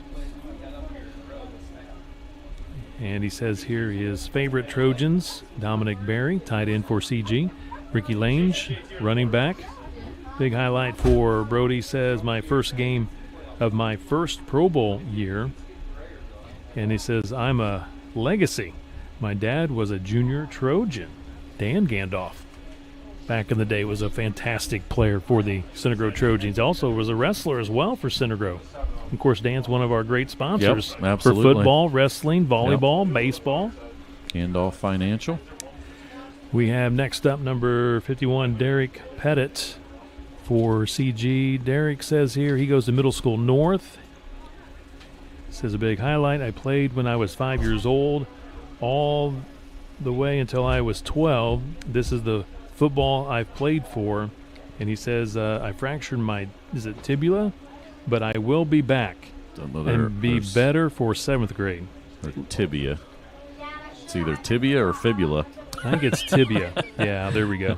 And he says, let's go Trojans. Okay. So he's on the sideline, but he says he'll be back for 7th grade football. Nice. I did see him on the sideline there with the Townsend Harold. We've mentioned him on defense, 58. Goes to Center Grove Middle School North. He says best part about football, laying people out and catching passes. Nice. Favorite Trojan, how about this? Caden Curry, of course, playing for the Ohio State Buckeyes. Got a nice sack yesterday and another good win playing for number 1 Buckeyes. Big highlight, getting my first touchdown pass against Noblesville this year. Even after bobbling it, he says, not once, not twice, but 3 times. And he says, I'm really going to miss playing out at the Bantam Fields every Saturday with my best buds. He'll be fine when he starts playing middle school football. He'll like that as well. But, yeah, a lot of these kids playing for 6 years out there, it's a great time. Lincoln Waldreth, number 63 for the JRT squad, goes to Central Middle School. Says he likes football because he gets to hammer the opponent. His favorite Trojan is Drake McClurg, and says a big highlight playing on the Junior Trojans. Also, we have number 68, Jet Chavis. Says he goes to Middle School North. He likes to make those big hits. He's also a big fan of Caden Curry, former Trojan, now with the Buckeyes. Also, his favorite NFL player, Quentin Nelson. Nice. For the Colts, big highlight for Jet. 1 year in Bantam, I had 5 sacks in 1 game, and I'm 11, and I have been playing football for 5 years. Number 70, Jackson Smith, goes to Walnut Grove. Says his big Trojan that he likes, he's a big fan of Carson Steele. Big highlight, he goes, I mossed a kid in the A game. I mossed a kid. Oh, I thought you said you lost a kid. Mossed, like, M-O-S-S-E. Nice. That's had a big catch. Yes. And he says, thank you to everyone for coming to our games. Nice. Jackson Vance, number 72, goes to Center Grove Middle School Central. And he says here, Kobe Cherry and Matt Vance, his favorite Trojans of all time. Big highlight, playing running back in 2nd grade. And he says, my sister is playing in sectionals in volleyball. That Natalie, was last night. They won the sectional championship, and now they're in the regional this coming Friday. Yep, Natalie's little brother, Jackson. Natalie, a fantastic volleyball player, going to play for Southern Illinois next year. Kick off here as we begin the second half in semifinal number 2 of the IEFA Tournament Championship. Now Chavez going to kick off for Center Grove. What are Got we whistles. I don't know. They look at the scoreboard, looking at the back official, making sure everybody's ready to go. Well, I think he didn't think the clock was ready to go at 9 minutes, but they were. There's your kickoff. Oh, it's loose. It's still loose. It kind of went through his legs. Yeah. The Brownsburg player didn't get it cleanly. They're going to say Brownsburg ball. They did. They got back on it. That was an unbelievable play by 47.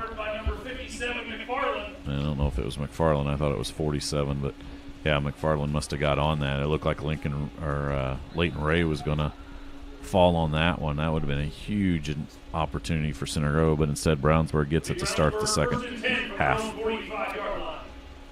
Once again, a big thank you to Sycamore Construction for being our presenting sponsor today for Game 2 between Center Grove and Brownsburg. 7-7 just underway here in the third quarter. Bulldogs from their own 45-yard line. Ooh, low snap. Quarterback's going to try to make something out of it. Stiff arm, and he is going to be wrestled out of bounds. That is a great individual play by Isaiah Duncan, because that could have very well been a 5-yard loss, but he was able to make a couple guys miss for Center Grove and at least pick up 2 yards. 2 yards. That's Leighton Ray. That now they're going to move it back to the 46, so 1 yard, but Leighton Ray got him out of bounds. You're right, that was a heck of an individual play by Isaiah Duncan, the quarterback. Rick, what's your vibe on this second half? It almost feels like it's like who's going to give up the big play, maybe? Well, or a turnover, yeah, or like a bad mistake. punt. Right. Big hole there. Nice tackle. He hung on. Was that 5? Joe Swift. That is a great individual play by Swift, the linebacker.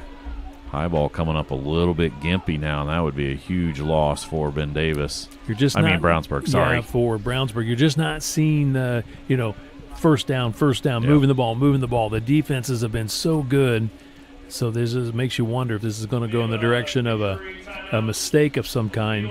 Well, and that's how Brownsburg scored their score, Kevin. They got a really short field there, and so high ball goes to the sideline. They're going to take him out of the game for at least a play or so. Check on him. He's been really good, though, today.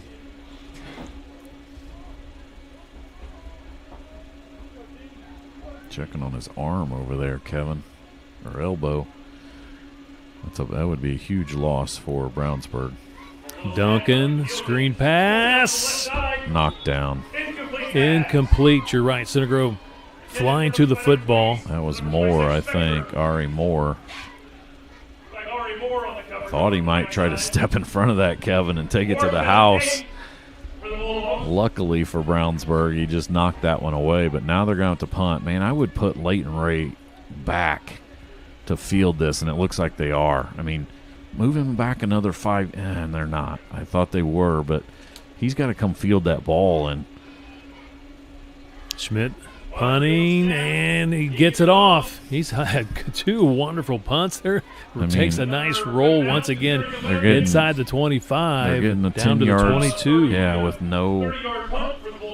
no return on that. And, man, you put Leighton Ray back there, and, I mean, it's already disorganized as a punt team anyway at this level. If he can field it, he's got a lot of open space. But, once again, Bennett Schmidt has been an MVP for the Bulldogs today, Kevin, with those huge punts, and then he also had the 1-point conversion.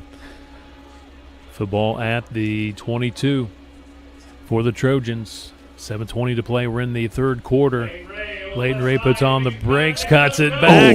One ankle tackle away from a big gainer. Yeah, 23. Everett Yoder is the one that got the shoestring tackle, or Ray might still be running. Man, that wind just keeps picking up, Kevin. 5 yards to the 27. Yeah, very, very windy.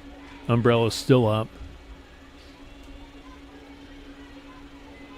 Leighton Ray off the right side of the line. And you got a flag. It looks like he's close to the first down. He did get the first down, but it's going to be negated by this penalty flag.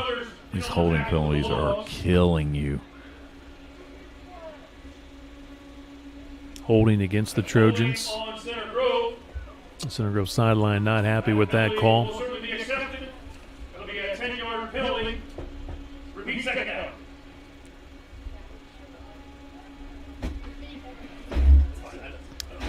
Man, instead of having a first down, Kevin, that's a 17-yard penalty basically, because you back them up 10 yards from the line of scrimmage, plus obviously you lost the yardage, and you put yourself in a bad situation here. We've already seen when Center Grove had to punt on fourth down, what happened the one time they punted. At the Center Grove 17. Some misdirection. Clancy. Straight up the field. Well done by Good Clancy. Run. Good run. Gets a lot of that yardage back, didn't he? He did. He got about probably 14 of that back, 13 or 14, Kevin, and now. Yeah, he gets 14 yards across the 30 to the 31. Makes third down manageable here for the Junior Trojans.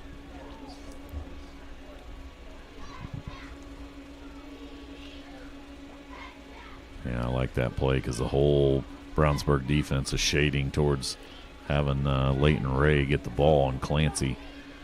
Third, I would call it 2 very long yards for the Junior Trojans. Oh, nothing. Spin move. There's 2 more flags. I think that's a face mask. Well, maybe not. Let's see the call from the official holding against Center Grove. Brownsburg will take that penalty. It'll be another 10-yard walk-off. 3rd and 13 for Center Grove. Yeah, you're getting killed by holding penalties right now.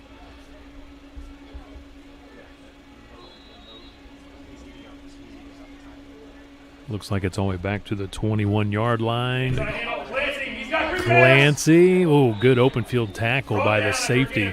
That's your quarterback, also Isaiah Duncan. Man, I'd like for them to run that play with Ray, possibly, just to see if, because, yeah, Clancy has done a great job with that, an open hole, and you make it now 4th and short again, Kevin. So huge play here. Center Grove trying to keep possession on this drive.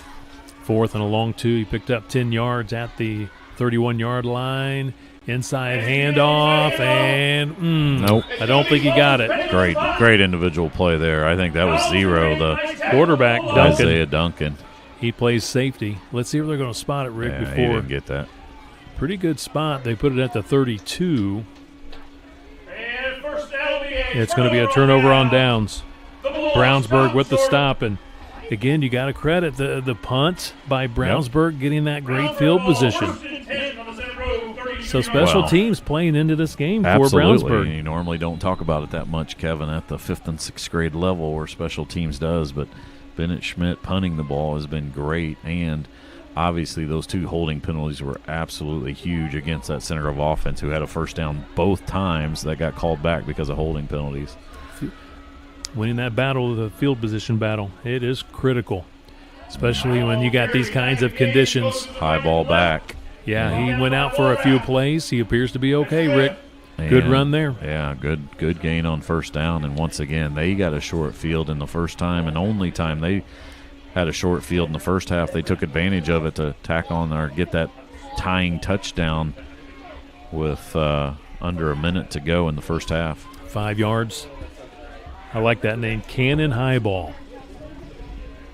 2nd and 5 for the Junior Bulldogs. Low snap. He continues to handle those low snaps. Good play. High ball. Maybe loses a yard. We'll see. Clancy again with a nice. Where they spot it. 3rd and 5 for the Bulldogs. I think he lost 1 yard. Yep. He's back to the 28. That was nice play at linebacker position by Clancy. I would say 3rd and 6 for the Bulldogs. 4:10 and counting. We're in the 3rd quarter. Yeah, and obviously 4-down territory here for them with possession inside the 30-yard line.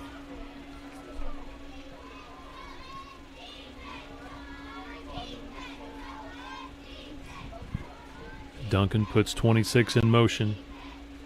That's Mason Spector. Relocates on the left side. Quarterback handles the football, and he's going to be taken down behind the line of scrimmage. Well, now, Kevin, yep, and here he comes.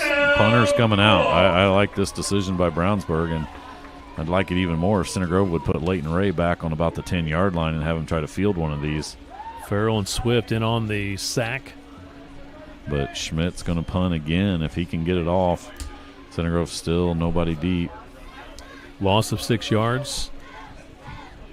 I mean, he may put this inside the 5 the way he's been punting.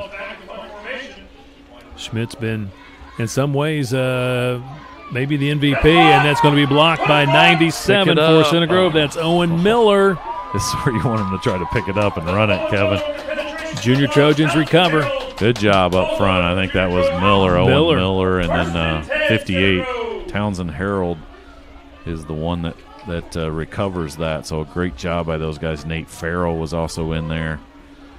Well, the field flipped again, Kevin. You get the blocked punt, and now you've got the ball near the 50. You just haven't been able to put a drive together. Football at the 46. Trying to get outside, puts on the brakes and tries to get what he can. Brownsburg's been so good, not allowing much to the outside today. Yeah, you've got, that front four has been really good. 38, Kaminsky, we haven't called his name, but he's been in the backfield. 57, Barrett McFarland, and obviously Mosley is an absolute beast inside there. 56, he has been in the backfield the entire game. No gains, so football still at the Trojan 46, 2nd and 10. We're in the third quarter. Yeah, Mosley again, you just can't block him, and any fumbles. Center Grove recovers. And Ray is down, slow to get up. He finally does. Just not able to. Gosh, you can't block Mosley. Keep a helmet on that young man. He has been so good. Why do I have a feeling, Kevin, in about, 5 years, we're going to be calling his name on Friday nights? Yeah, remember that name, Aaron Mosley.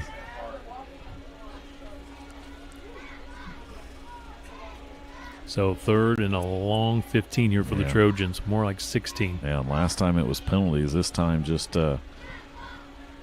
huge negative plays. Loss of 6 yards. The toss trying to get outside, and they're not going to allow him to get outside. Kaminsky this time, 38. Taken down. He just cannot block those two kids. Another loss of 5 yards back to the 35-yard line. Yeah, now what are you going to do? You're going to send in the punter again, 11. Carter Case in for the Junior Trojans. Yeah, he's not punting. Well, I guess Case brought the play in, but it's 9. Carter Skelton that maybe will punt. The quarterback, high snap, it's loose, rolls to his right. Can he get it off? He cannot. He's taken down. Well done by the Brownsburg Junior Bulldogs. Great field position. Yeah, that's twice, Kevin. Twice that your fourth down team has just not.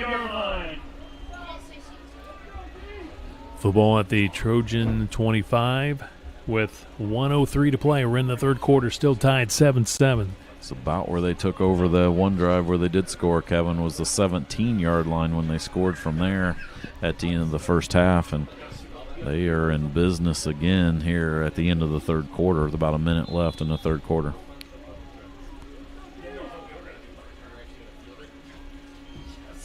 Number 2 takes the handoff. High ball. Flag the other way. You got to hold the other way now. A lot going on with that play. Man in motion. There was a lot of recipe for disaster, and they did get a negative play. Yeah, it goes against Brownsburg. High difficulty play, I would call it. Cost them 10 yards. 1st and 10 now becomes 1st and 20. We're inside a minute, third quarter. I don't know why they stopped. They should rewind it now. He's going to adjust the time again. I mean, yeah. Clock is rolling. 1st and 20 now. Yeah, 1st and 20 at the Center Grove 35.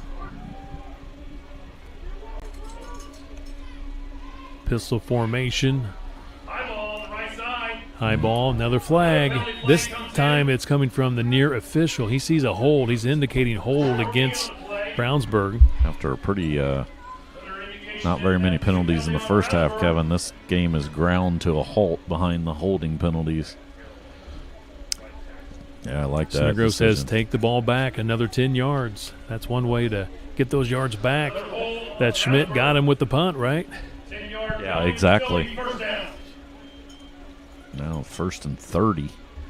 All the way back to the Trojan 45. It just feels like, Kevin, it's going to be about who makes a mistake. Correct. And who takes advantage of that mistake, whether it's a pick six, whether it's a fumble return, a block punt.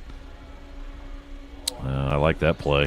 Weak side screen pass, high ball, stiff arm. Oh, man, what a down play. Down the far side of the field being chased, and he makes it into the end zone. Wow. 45-yard touchdown pass to a Cannon Highball. That is a great individual play there by Highball. They had that screen set up perfectly. Center Grove could not knock the pass down, and then they missed 2 tackles against Highball, and he takes it to the house. And they haven't done much offensively, Kevin, but when they've gotten short fields, they've taken advantage. Going for 1. Again, 12 seconds left to play in the third. Still got a whole quarter yet to go.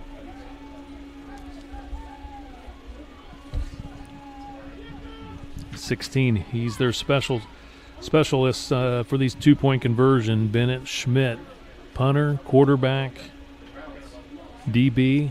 He's going to hand it off to Highball, and he does not make it in. So it's 13-7.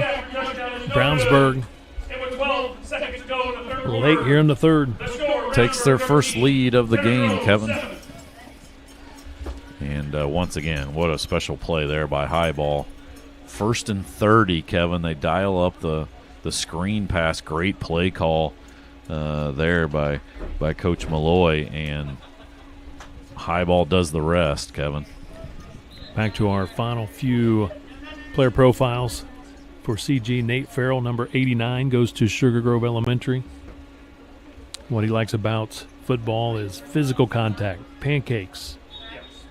Talking about the blocking type pancakes and making tackles. His favorite Trojan of all time is Caden Curry.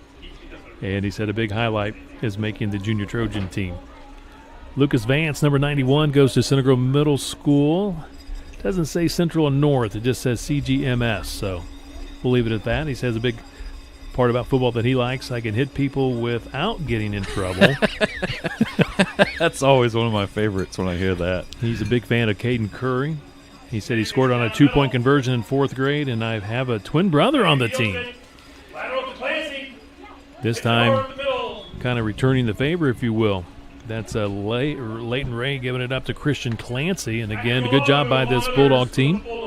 Not being fooled. 9 seconds left to play in the third. At the 37-yard line. At the Trojan 37.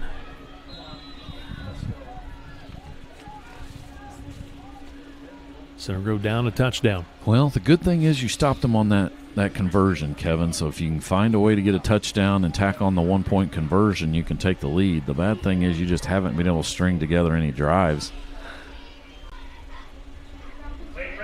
Leighton Ray, good opening. Gets it across the 40 to the 41, and that's your final play of the third quarter. Come back for the fourth quarter. Should be a great one. 13-7. Brownsburg leads Center Grove. The winner plays Noblesville in the state title game next Saturday. This is the Indiana Elementary Football Association Final Four.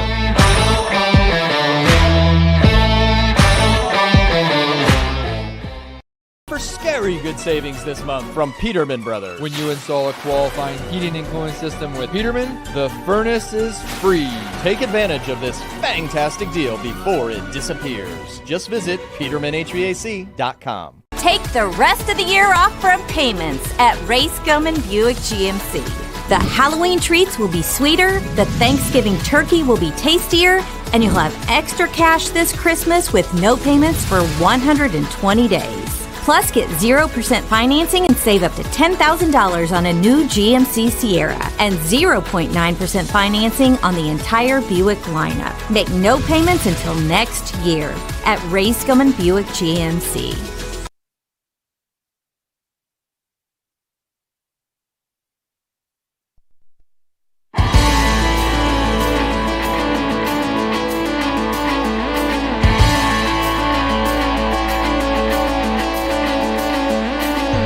We're ready for the fourth quarter. 13-7, Brownsburg leads Center Grove. Great tackle. Wonderful tackle, you're right. Roman Donaldson with that tackle from the linebacker position. Looked like Ray had a little opening there, but, man, that door shut quickly. And this Brownsburg defense, they have stepped up all game long after that first play, Kevin, because they've been put into some tough situations, especially in that first half with the Center Grove had some great field positions, but, man, they're doing a great job. 3rd and 5. Leighton Ray is going to be short of the first down. Gets a couple.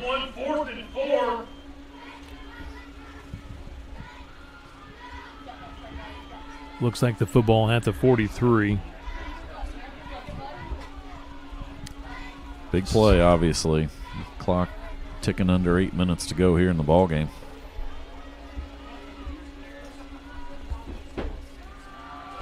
Oh, who's open? He's wide open, but it was 2 flags, 3 flags down, and they're going to decline this and get it on a turnover on downs.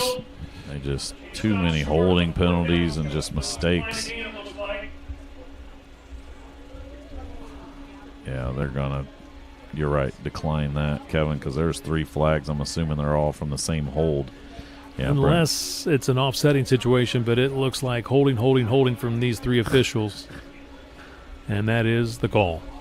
Declined, turnover on down. So it'll be Brownsburg ball.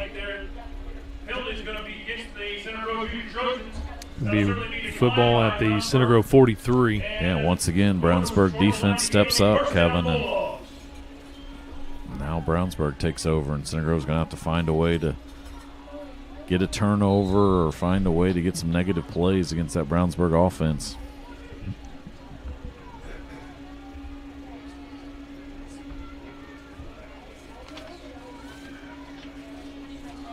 Don't forget what happened during the regular season. Center Grove was able to score late and went on the extra point with no time remaining, or very minimal time left.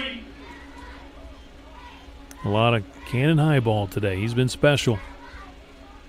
To the 46. They'll be perfectly happy to have that 41, I should say. Yeah, clock keep running and gain 3 yards every down right there. High ball just straight ahead, and now you wonder if all those big guys on that Brownsburg offensive line starting to wear down. 2nd and 7. It's at the Trojan 41. High ball. Good patience. Just bouncing off tacklers. You can't tackle him high, Kevin, even though he's not a very big kid. He's got strong legs, and anytime you try to go high on him, he's shaking that off, and he's got a good wiggle to him as well. So Center Grove missed 2 opportunities there to bring him down after short gains, and high ball has been the MVP today. 8 yards for high ball. First down for Brownsburg. Again, they're going to stay in that huddle probably a little longer. Start working some clock. 6:40 and counting in the 4th. In shotgun formation. He's going to give it to high ball. 4 yards for high ball. Well, and the other thing, Kevin, that they've done a really good job. No turnovers. They done a great job of hanging on to the ball, and once again, 3 yards on first down. They'll take that. I don't think anybody else is going to get this ball except high ball. 3 yards. 2nd down and 7 for the Junior Bulldogs. Just under 6 minutes to play. No, I was wrong, Duncan. The quarterback kept it. Oh, nice move at the end. I think with that little dipsy-do at the end, might have gotten him the first down. That was a nice little move there. It sure was, and that does appear to be enough for a first down. Looks like it's a first down, Brownsburg.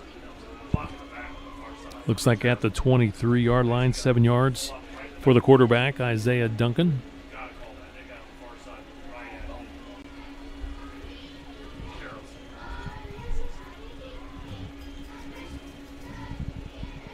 .520 and counting. High ball. Man, gosh, some look at nice him. moves. They just can't bring him down, Kevin. Inside the 10. Every time they think they have him lined up, then he just makes another little move there and gets by them and another first down, and now they got a chance to put this one away. At the 9-yard line, he collects 14 yards. Shifty with his moves. Approaching 5 minutes in this final quarter. High ball. Stumbled a little bit that time when he took the handoff from Duncan. Gets back to the line of scrimmage. Now the good thing, obviously, they're not, because there's usually no field goals at this 5th and 6th grade level. So if you stop them, then you get a chance to take it over. Still only down 6 points. The problem would be is you got to go 90 yards then if you do stop them. But first things first, you got to get a stop here. 2nd and goal from the 9. We did see what Leighton Ray did on the first play from scrimmage. He went 60 yards. Center Grove has not scored since the very first play of this game today. High ball, trying to get outside. Man. And when it looks like, Kevin, that Center Grove's got him bottled up, he still finds a way to get almost 4 yards there. I think he got to the 6-yard line that time. 3 yards. 3rd and goal at the 6. 4 minutes to play. Center Grove trying to get a stop, trying to get the football back. Bulldogs trying to punch it in. You're right, one more score might be enough to get this done here for the Bulldogs. 3rd and goal. High ball, He's looking in. for the end zone, untouched, touchdown. 6-yard run. Cannon, high ball.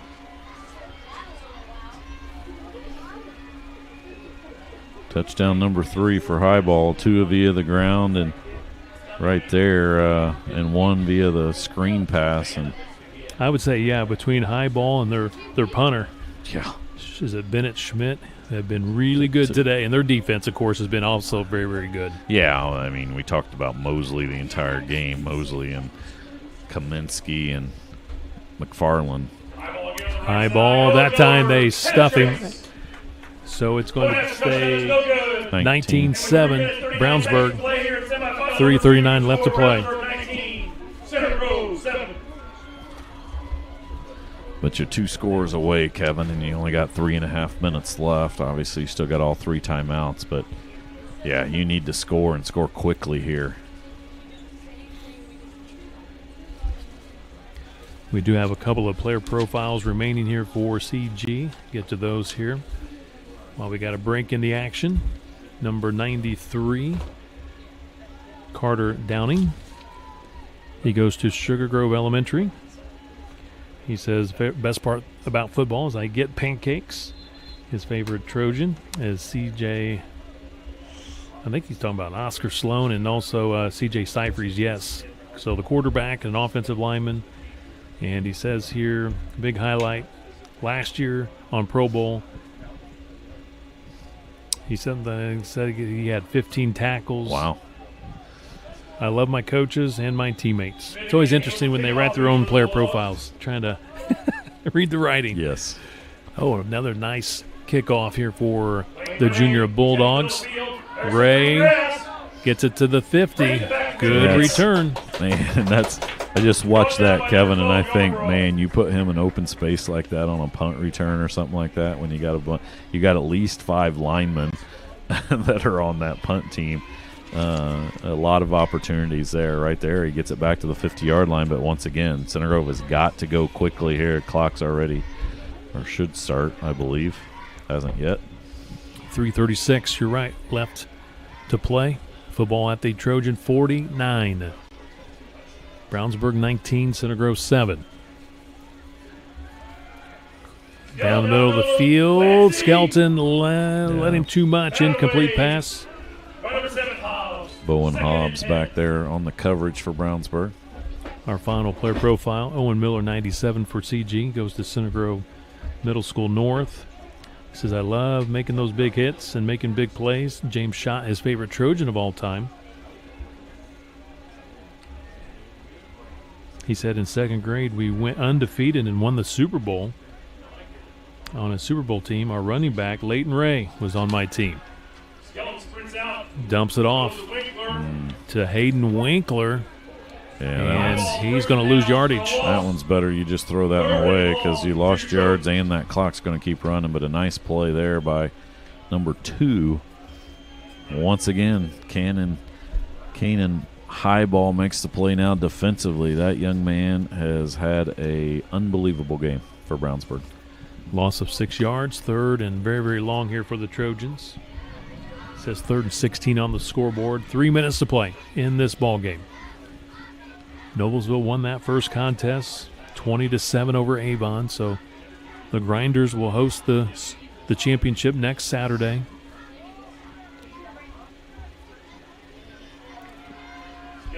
Backwards pass to Leighton Ray, gets the perimeter and out of bounds. Stops the clock with 2:40, and there's a late flag. Was there a late hit on the play?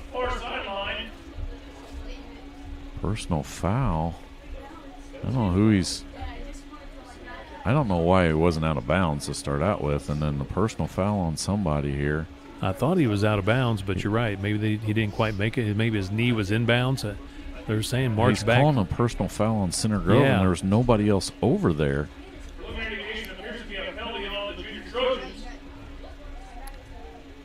Unsportsmanlike. It's going against the Junior Trojans. Well, must have somebody said a magic word over there. Like I said, I think Ray was the only one over there. Oh, man. Well, that was huge. Instead of being 4th and 5, Kevin, it's 4th and 20. 20 plus. Skelton's pass tipped at the line of scrimmage. Incomplete. Turnover on downs. We can hear the Bulldog fans across the way making a lot of noise. They're starting to feel victory. Man, this feels like this game, Kevin, started out so promising by Center Grove, but it just felt like not getting that second touchdown early in that game when you had Brownsburg on the ropes. Couldn't find a way to get that second touchdown, and then Brownsburg getting that one right before the end of the first half. That the momentum completely shifted from there. Credit Coach Malloy. He had his team, after a little bit of a rough start, fight through it, and they're going to be victorious here, barring a miracle. High ball. Boy, you see how he's carrying that football. Had both arms, hands around that football. Center Grove not even going to use their timeouts here. Oh, that's a shame. Great season for the Junior Trojans. Going to come up just a little bit short, making it back to the state championship game. Center Grove 8-1 coming into this game. Brownsburg 7-2. Center Grove's lone loss up to this point. Noblesville for Brownsburg. I guess what? Center Grove and Noblesville. Yep. So they'll get another chance at Brownsburg will get another chance at Noblesville next week. They have try to avenge their 2 losses here against Center Grove. They lost 15-14 back on August 9th at Brownsburg, first game of the season. And we do have a timeout on the field with 1:50 left to play in this one. Want to take a moment to just thank Andy Moore, the head coach of the Junior Trojans, handling things here at Center Grove Middle School North and having us do the streams today. Appreciate that. Also, our presenting sponsors today, Sycamore Construction here in our second contest. Blade Audio Video Security in our first game. Appreciate the support from the Indiana Elementary Football Association and allowing us to stream these 2 games today.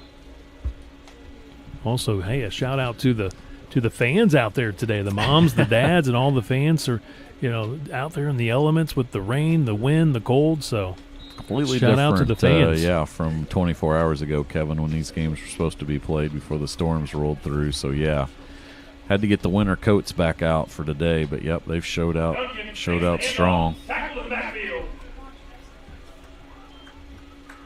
And now Center Grove going to use their timeouts.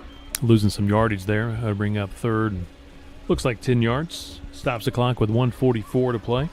And obviously, Kevin, on the Center Grove side, these 6th graders will move on to middle school next year, and we'll call their games next year in the middle school rivalry games at Ray Skillman Stadium, and that's always an interesting transition. You go to middle school, and you've got kids not only that played junior Trojans but also in the Bantam League as well, kind of getting combined, and you're only a couple years away from being at the high school level on Coach Moore's program. So all of these kids will start that venture and adventure in middle school next year.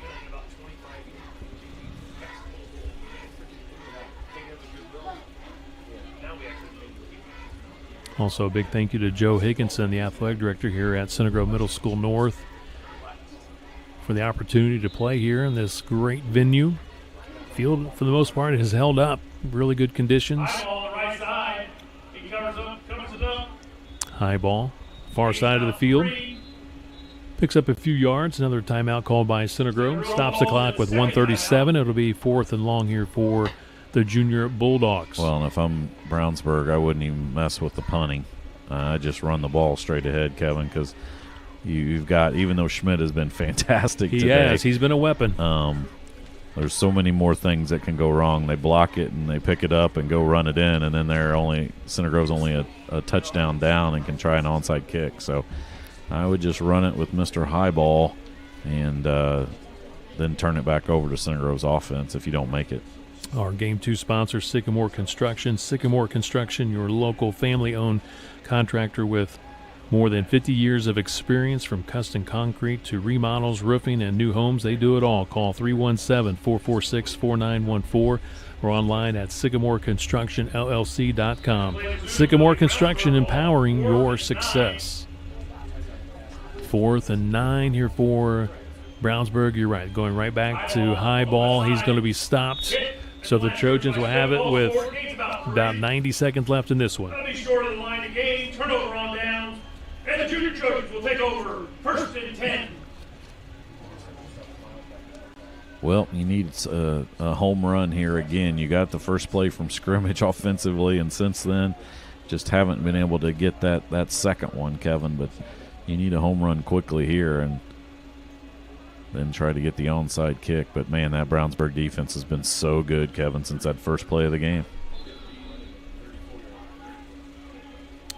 At the Center Grove 34. Trying to do that double handoff, something misdirection. Oh, but look at 38 tracking him down. Trips him up. Tripped him up. Defensive lineman Kaminsky finds him, but you got a big play. Man, I thought Clancy might be able to take it to the house. Got to hurry up, winding the clock again. They'll start the clock once they get the you're supposed to wait until the first down markers are in place. They don't even have the chains down. Officials are ready to go home too, Kevin. Yeah, they're cold as well. You're right. Center Grove going to call a timeout here. That'll be their last one. But yeah, you're technically supposed to allow the chain gang to move and put the chains down, the markers down. They started this play whistled it well before that happened. Timeout called.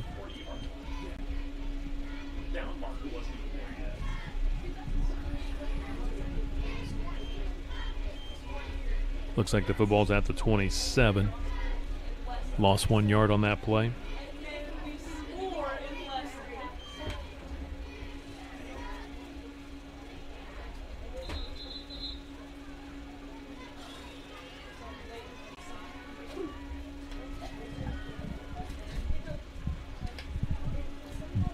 .112 to go. Center Grove needs a score. Then you're talking about an onside kick, try to get it back. First things first, though. They got to find a way to punch it in the end zone against a really good Brownsburg defense today. Skelton under center. He's got a clean pocket, lost one up, and is going to be picked off. 7 with the interception. Bowen Hobbs gets out of bounds, stops the clock with 1:03. That might be it. Yeah, that'll do it, Kevin. No timeouts for Center Grove. Brownsburg will just take a knee twice, and that will be the end of that one. congratulations to Brownsburg. I mean, a great effort here, and after they got off to a rough start in that first play of the game, they've controlled this second half especially, and, man, they've just got some special plays by their running back, number 2, Keenan Highball. So, again, Noblesville, your higher-seeded team, will host. We're told the championship next Saturday will be at Porterhouse Field, which is the old Noblesville High School varsity field. It's a turf field. That's where it's going to be played, not at the main stadium at the high school, but it's going to be at Porterhouse Field. And all the best to Noblesville and Brownsburg in the championship next Saturday. Should be a good one. Noblesville, impressive team, watching them today as well. But this Brownsburg defense was very good today, and their offense as well with Duncan and Highball. Highball especially was just special when he needed to be. And that will do it right there. Final score 19-7. Brownsburg over Center Grove here at Center Grove Middle School North. Center Grove Junior Trojans in the season, 8 wins, 2 losses. Brownsburg improving to 8-2, and it'll be the Grinders and the Junior Bulldogs for the state title next Saturday. Yeah, should be a good one next Saturday. And congratulations to Brownsburg, and congratulations to Coach Moore and his Junior Trojans for a great season again. Just came up a little bit short and got beat by a better team today. Great sportsmanship being displayed. I love seeing that. Players and coaches congratulating one another. Again, a big thank you to everyone involved with today's event. Just a splendid day of football, and I'm so impressed. Again, you're talking about majority of these players, 6th graders, some 5th, and, of course, there's some 4th graders on the rosters, and just some really good football today. You're right, Kevin. It's always fun for us to do the Bantam games and watch how disciplined those teams are, and you saw the same thing here. 4 teams today, not a lot of penalties, and they didn't hardly ever put the ball on the turf as far as fumbles and stuff, and that's impressive when you're talking about 11 and 12-year-old kids. Rick, have a great weekend. Go enjoy the Colts game, and don't forget to pick up the pizza for the family on the way home. I will. I'm ordering it as we speak, Kevin. So thanks. Have a good rest of the weekend, Kevin. Thank you. So again, congratulations, Noblesville and Brownsburg winning today in the Final Four, playing in the state title game next Saturday. Today's IEFA Final Four coverage was produced by CG Sports Network. A big thank you to our presenting sponsors, Blades Audio Video Security and Sycamore Construction. Until next time, this is Kevin Conrad for Rick Embry and our camera operator, Brady Rodman, saying so long, everyone, from Center Grove Middle School North.